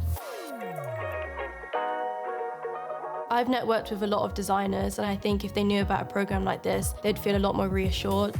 It was very difficult to get a job. But if a program like the Adobe Creative Apprenticeship existed when I was in school, it would be more smooth. I think it's an incredible opportunity, not just for the folks who will end up working in-house at these places, but for the companies themselves. I just feel we have a moral obligation to give back to this next generation. We all have been there. Somebody had to believe in us. Working at Instrument is really amazing. I get to work with big clients, and I have amazing designers around me. I'm excited about the impact that this apprenticeship program will have on a local level, but I'm even more excited what it will mean for the apprentices to connect on a global level. There is a million of me, and it just takes one person to change the trajectory of what your future looks like.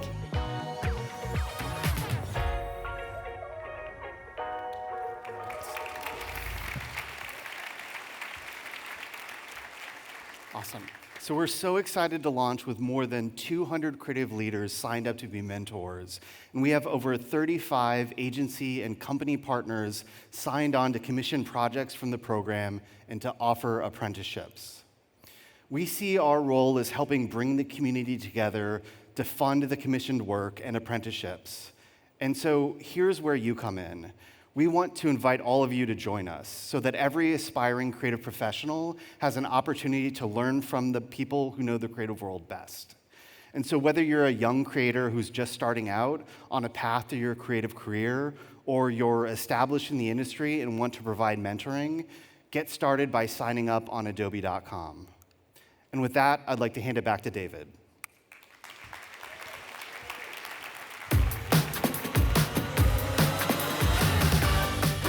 All right, thank you, Eric. All right, we've shared a lot today. We started with exploration.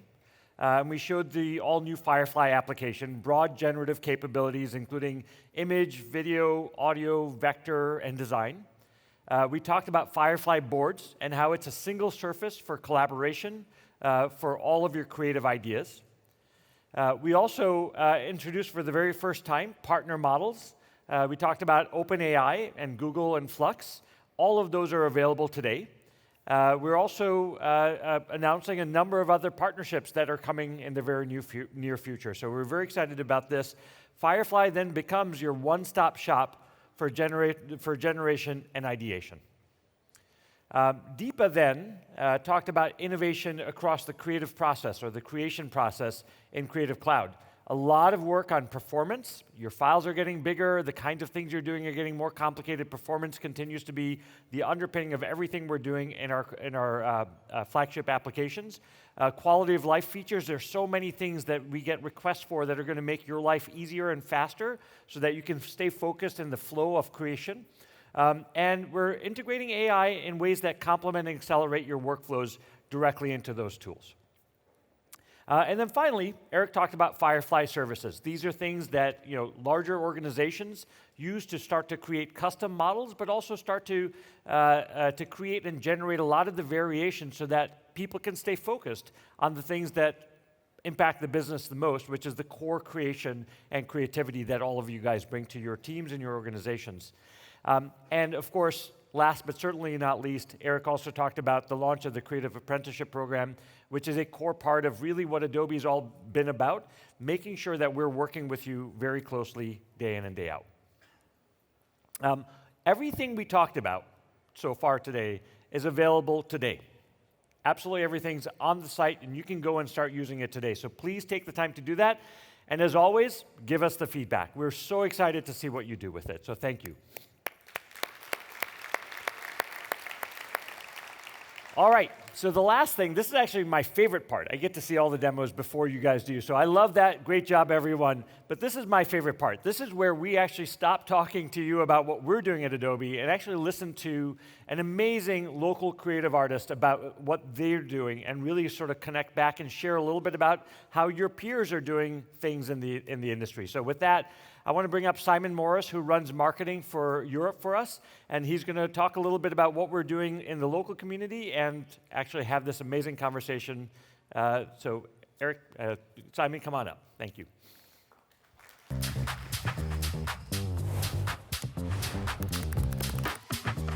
Jump in, jump out, time to move, let's bounce.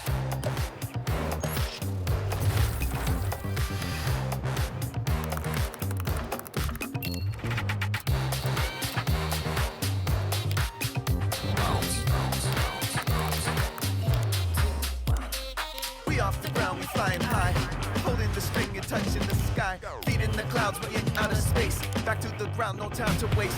Give it a minute, come on, let's get it, wanna get lifted, here we go. Jump in, jump out, time to move, let's bounce. Jump in, jump out, time to move, let's bounce.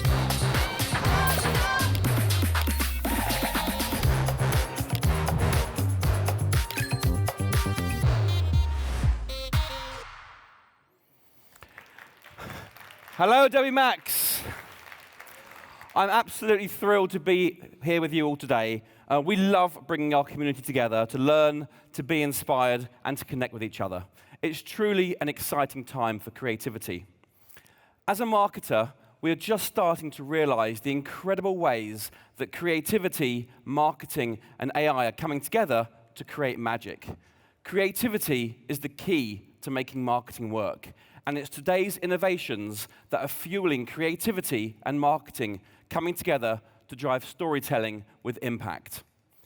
Amazing stories with compelling images, videos, photo, sound, design that all create a deeply personal connection. At Adobe, it's what fuels our teams to innovate, to keep pushing that envelope, to give people tools that not only delight them, but expand their creativity, to serve all of you, our incredible creative community.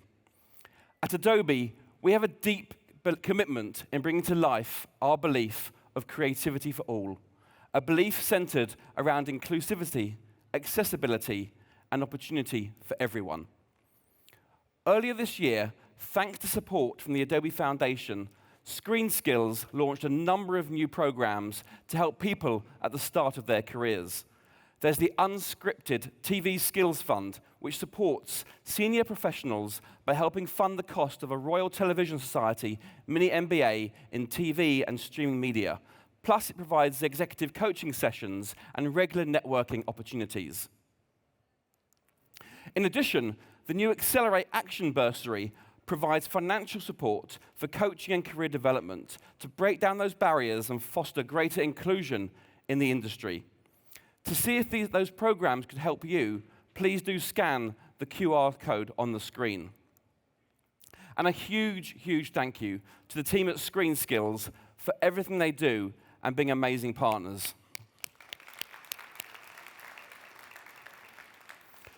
I also have the pleasure today of recognizing and celebrating breakthrough creative work with the return of the Adobe Max Creativity Awards for 2025. This global program spotlights exceptional projects made using Adobe tools across multiple disciplines, from graphic design and photography to video, animation, and many more. And this year, we're expanding the program with new award categories designed to recognize not only professional achievements, but also personal passion projects and emerging talent. So whether you're a seasoned agency professional or just starting out on your creative journey, there's an award for you and your story. And submissions are open today. If you've created something bold, meaningful, or beautiful, this is your opportunity to share it with the global creative community. Again, there's a QR code on the screen which you can scan, or you can visit the Max website to learn more and to enter. And now, in the spirit of being inspired by our community, I wanted to talk for a few minutes about the Adobe and Museum's Creative Residency Program. It's an initiative we launched back in June 2023. The work of our first cohort of creative residents, Rachel Sale, Luca Boscani, and Jackie Ramrica, along with the Victoria and Albert Museum's public programming efforts, have helped inspire tens of thousands of young people, students and families across the UK. Rachel, Luca, and Jackie have their work on display at the V&A, which has so far had over 120,000 visitors, myself included. Best of all, it's free for everyone, so please do make sure you go and check it out. And in January, we welcomed 3 new residents to the program. I'm very excited to have them here with us today, so please join me in giving a massive round of applause to Jessica Starnes, Michael Aquagro, and Kira Neufeld.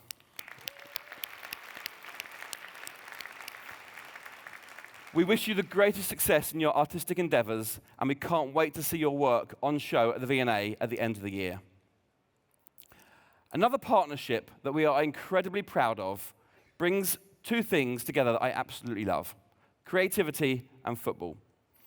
The Adobe Women's FA Cup and our partnership with the Football Association is all about empowering the fans, the players, and the clubs to share their excitement for one of the most prestigious football competitions in the world.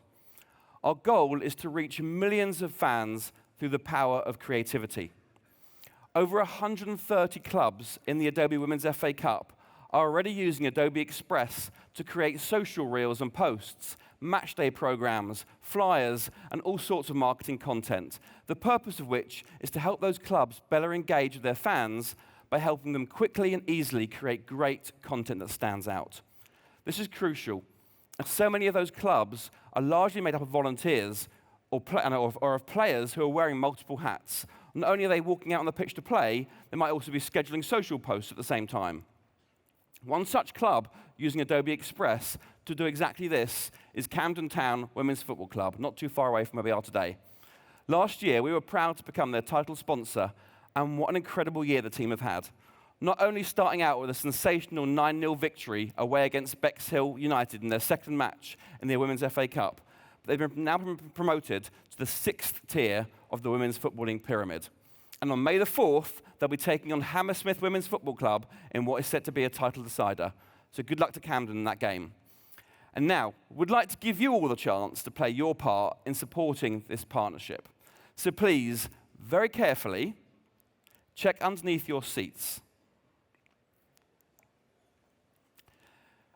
Before you arrived today, we placed golden tickets for 3 lucky winners, plus a friend or loved one, to attend the Adobe Women's FA Cup final between Manchester United and Chelsea on Sunday the 18th of May at Wembley Stadium. At last year's Adobe Women's FA Cup final, we brought our creative magic to Wembley with the moment described by the stadium announcer, who'd been the announcer for 40 years, as the most colourful and creative event they'd ever seen. This year, our support is going to be bigger and bolder than ever before, including giving those attending the final the chance to use Adobe Express to design and print a football shirt with their own dream football crest. You can see Alessia Russo's football crest behind me on the screen. So if you're at the Cup final this year, head to the Adobe Fan Zone to see the magic unfold. And speaking of those going, if you could hold up your ticket if you won. Do we have any winners? There we go. So we will find you and make sure you get your tickets. Let's give them a round of applause. Thank you. OK, we wanted to round out our keynote today hearing from one of the UK's most exciting young creatives. He started creating content in 2020 during lockdown, and since then has created a brand, the StudioB production company, which specializes in creating visual FX content for leading brands like Netflix, Amazon, Sony, and Disney. His social media following has amassed over 25 million subscribers and has billions of views each year. Joining us all the way from my hometown of Bushy, Hertfordshire, please welcome to the stage, Brandon Baum. Everybody is talking about the asteroid that is heading towards Earth. What could it possibly be? It's everywhere. It's huge. Oh my God. I had a more serious relationship with Snap AI than my last boyfriend. Now you're getting me excited for my own show. Guess I'll take it from here. Come on, let's go. I guess happy hour is over. Really? Come on.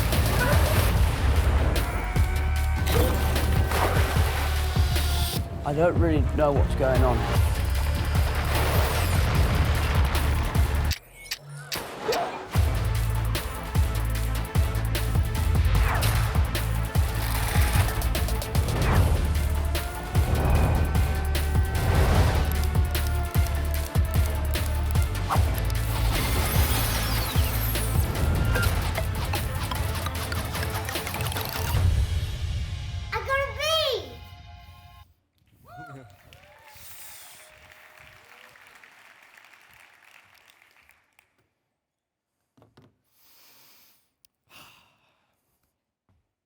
Stories are magical. They're a portal into a world filled with mystery, wonder, and excitement. You see, a great story has the ability to make us laugh, cry, but most importantly, inspire us to dream. I fell in love with filmmaking at the age of 12. My first film? Shot on my brother's iPod, I overlaid a green screen asset, and bosh, Oscar-worthy. Suddenly, in the palm of my hands, I had the power to capture, create, and share content. And a glimpse of Hollywood somehow felt accessible. Inspired by the greats, James Cameron, Spielberg, Lucas, I dreamt of one day opening my own studio, launching a YouTube channel, and telling stories to the world. I'd lock myself in my bedroom, watching Andrew Kramer After Effects tutorials, obsessing over every trick that I could master. Bursting with excitement to share these creations with the world, I'd upload them to YouTube, where they'd receive a grand total of 2 views. Thanks, Mum. I was hooked. I spent every waking moment watching, learning, and creating content on YouTube. Eventually, I began my pursuit into the industry. After about a year of shadowing, pestering, and just eventually showing up uninvited, I managed to land my first job as a runner. I was cleaning up trash, serving drinks, sweeping the floors, and I loved it.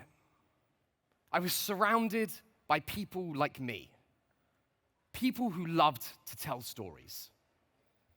Then, one day, I met these 2 guys called Woody and Kleiny. Now, when I met them, I was shell-shocked because they had 50,000 subscribers. In front of me were 2 creators who had successfully built up an audience online. It was the first time I realized there was a viable path telling stories in this undiscovered territory. So, naturally, I quit my safe job in TV and dove headfirst into the wild west of YouTube, producing and directing content for creators. Now, back then, YouTube didn't hold the same prestige that it does today. I remember countless conversations with friends and family telling me that I was crazy, that no jobs could come from YouTube. But over the following 4 years, that 50,000 subscribers turned to an astronomical 15 million. I'd fallen in love. And this new chapter felt like a brand new opportunity to tell stories like never before. For 4 years, I had the honor of meeting and working with so many of YouTube's greats, all of who were betting on a platform the industry still didn't take seriously. We were finding our way in the dark. We pushed boundaries, took creative risk, and we failed a lot. But with every misstep, we learned more. And in the process, we discovered how to tell stories that touched hundreds of millions of people. And then, 5 years ago, lockdown hit. Everything stopped. The lights, the cameras, the magic, gone. But my obsession remained. And with no way to film with others, I saw this as an opportunity to start creating my own characters, building new worlds, and telling stories filled with magic.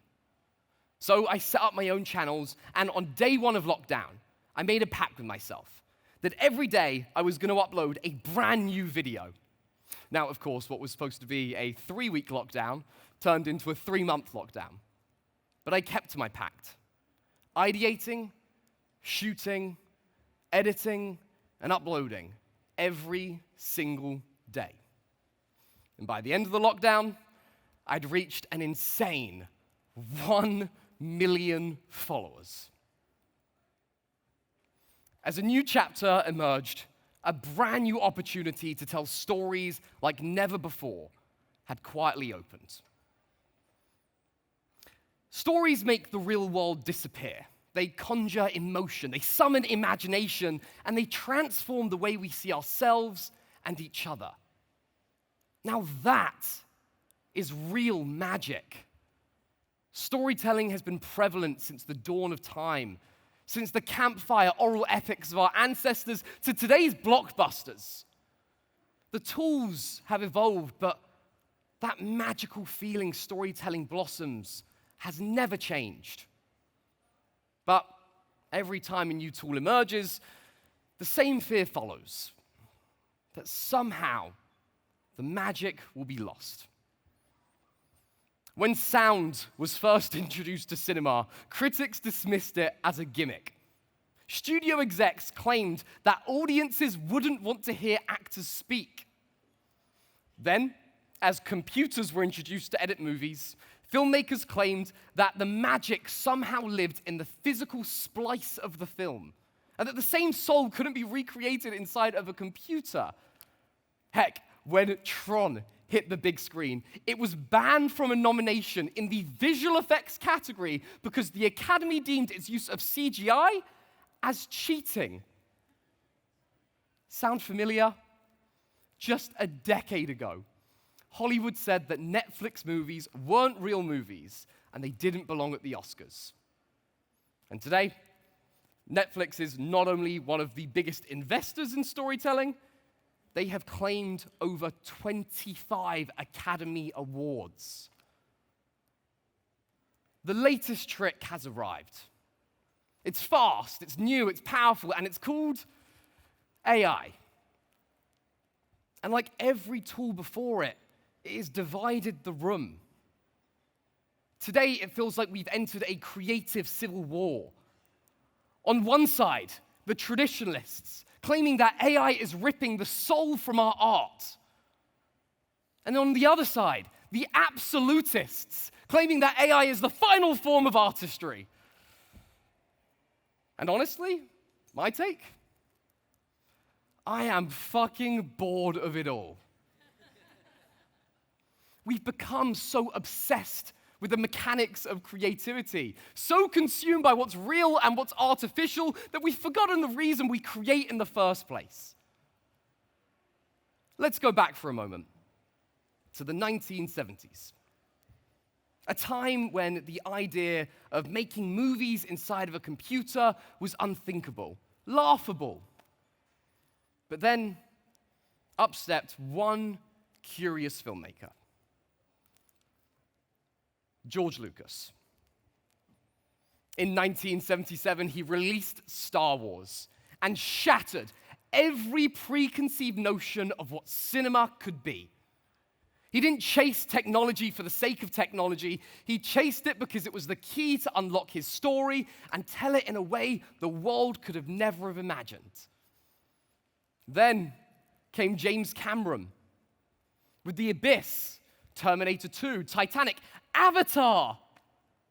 He didn't just use new technology, he forged it and pioneered its very workflow into existence. In December 2022, I had the insane honor of being invited to the premiere of Avatar 2. I sat there in pure disbelief at the insane technical marvel in front of my eyes as I was whisked away into a world filled with wonder. Then, later that evening, I saw one of my heroes.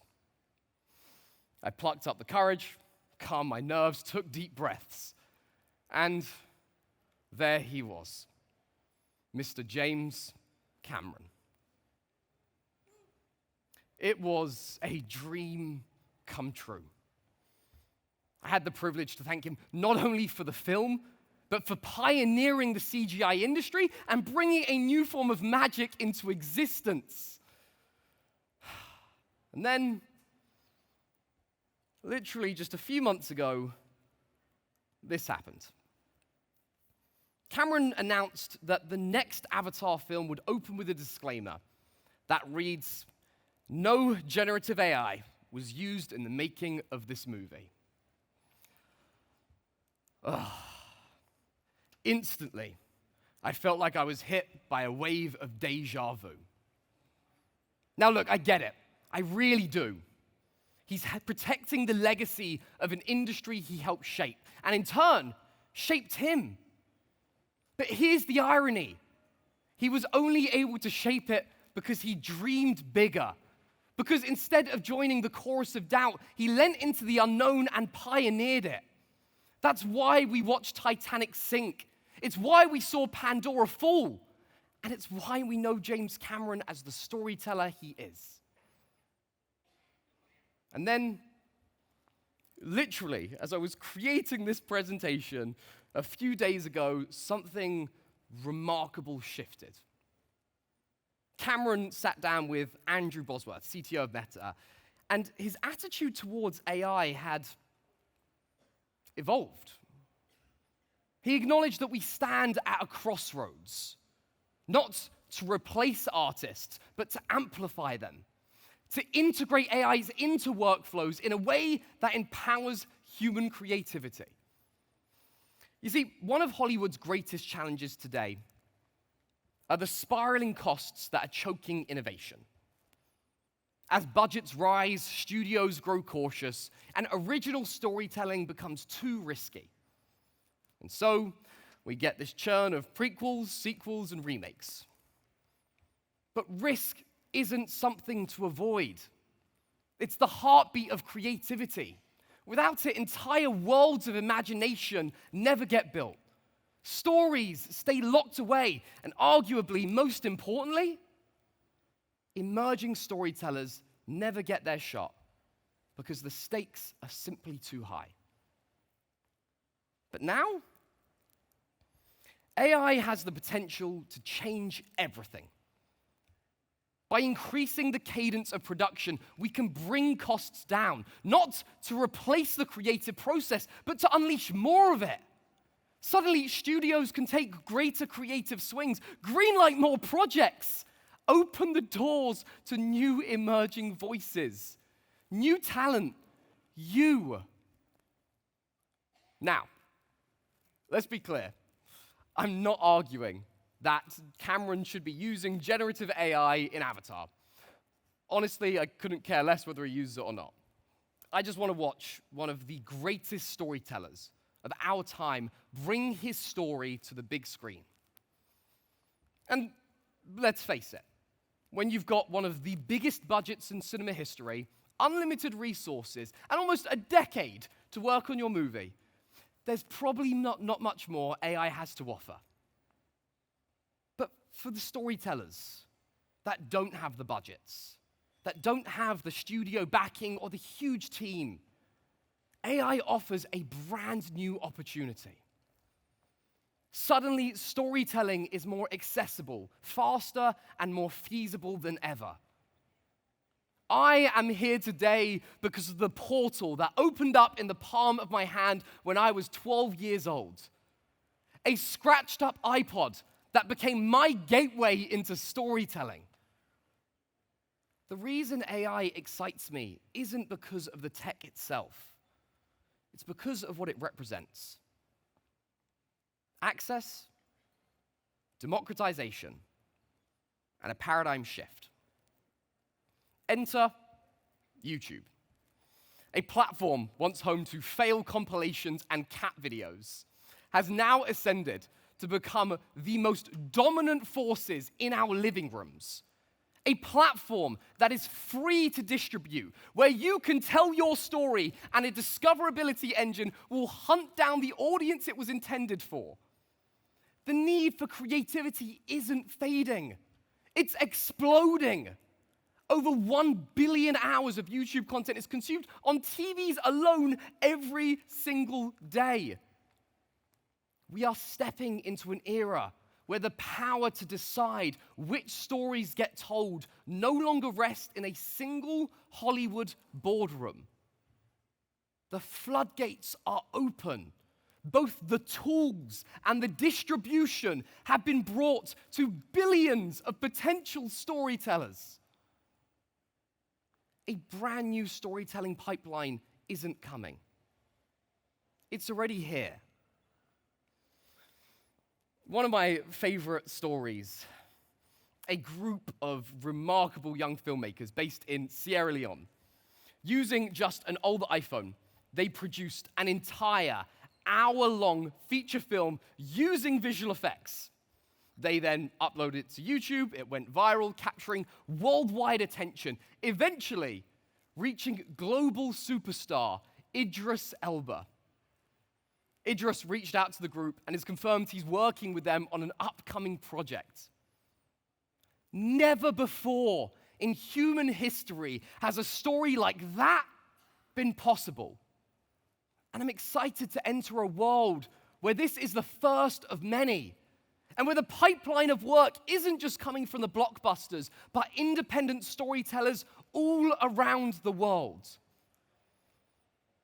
When we democratize storytelling, we democratize the access. Imagine a future where budgets are no longer barriers, where boardrooms don't control breakthroughs, and where the only gatekeeper is the audience. And the only true measure is the feeling you leave with them. Now, to be clear, that feeling is not generated by AI, but it's also not formed by a polygon in 3D. It's created by you, no matter the tool you use. You've probably heard the phrase, generative AI is lifeless, it's soulless. But I can't help to wonder, is that because of the technology itself, or because the right storytellers are still yet to grasp it? Tools don't bring stories to life. Storytellers do.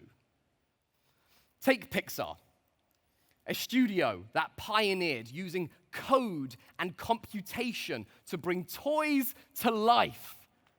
They forged a new frontier of computer animation, and despite this, hold one truth to their core. That story is king. And that's the point. Change is always uncomfortable, but it also brings with it something extraordinary. A brand new chapter to tell stories like never before. Tools open doors. They expand what we're capable of. They redefine what was once thought of as impossible. But no amount of machine learning or automation can replicate the spark of human imagination. Because while the tools bring the picture to life, they don't define it.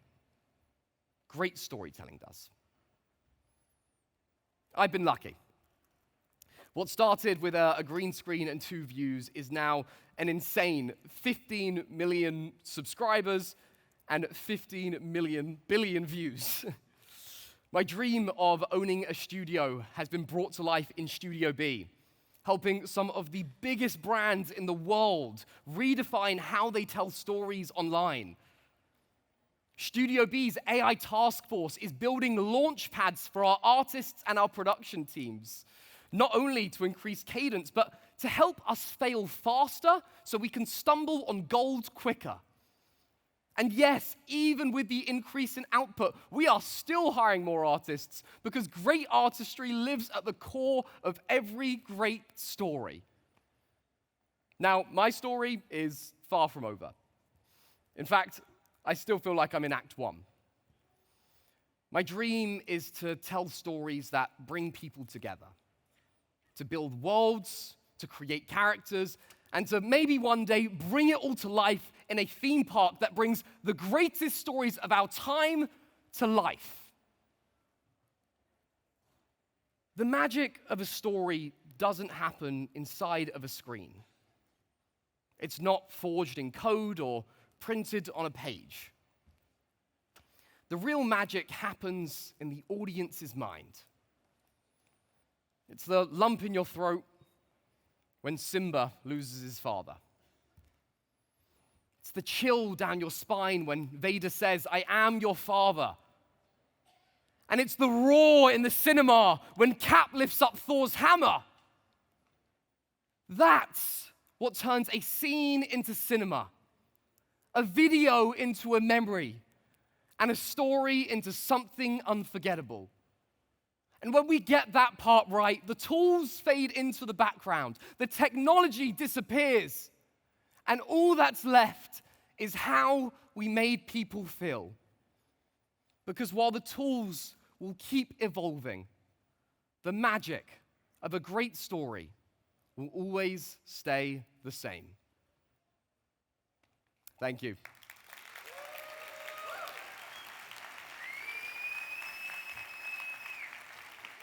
Now, guys, thank you so much. Before I leave, I want to very quickly have all of you star in a video. I'm going to turn around, and as I point to everyone, I want everyone to go absolutely nuts. And lighting, love some floodlights on. Brilliant. So I'm going to turn around, and I'll go now, and everyone go absolutely crazy. And 3, 2, 1, now!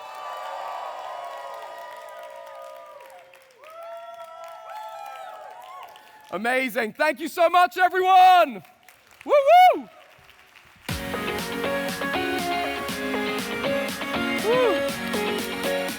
Brandon Baum, everyone. That was incredible. So if you're excited to start using the new features and capabilities shown on stage this morning, get hands-on in the Creative Park just outside the hall and join the breakout sessions, which will be in here this afternoon. Finally, please keep an eye out whilst you're out there. We have a roving reporter. You might recognize him if you're a Harry Potter fan, the one and only Tom Felton. He'll be capturing the day's most spellbinding moments across Adobe's social channels. Thank you again for joining us at Adobe Max London. Enjoy the event. Thank you.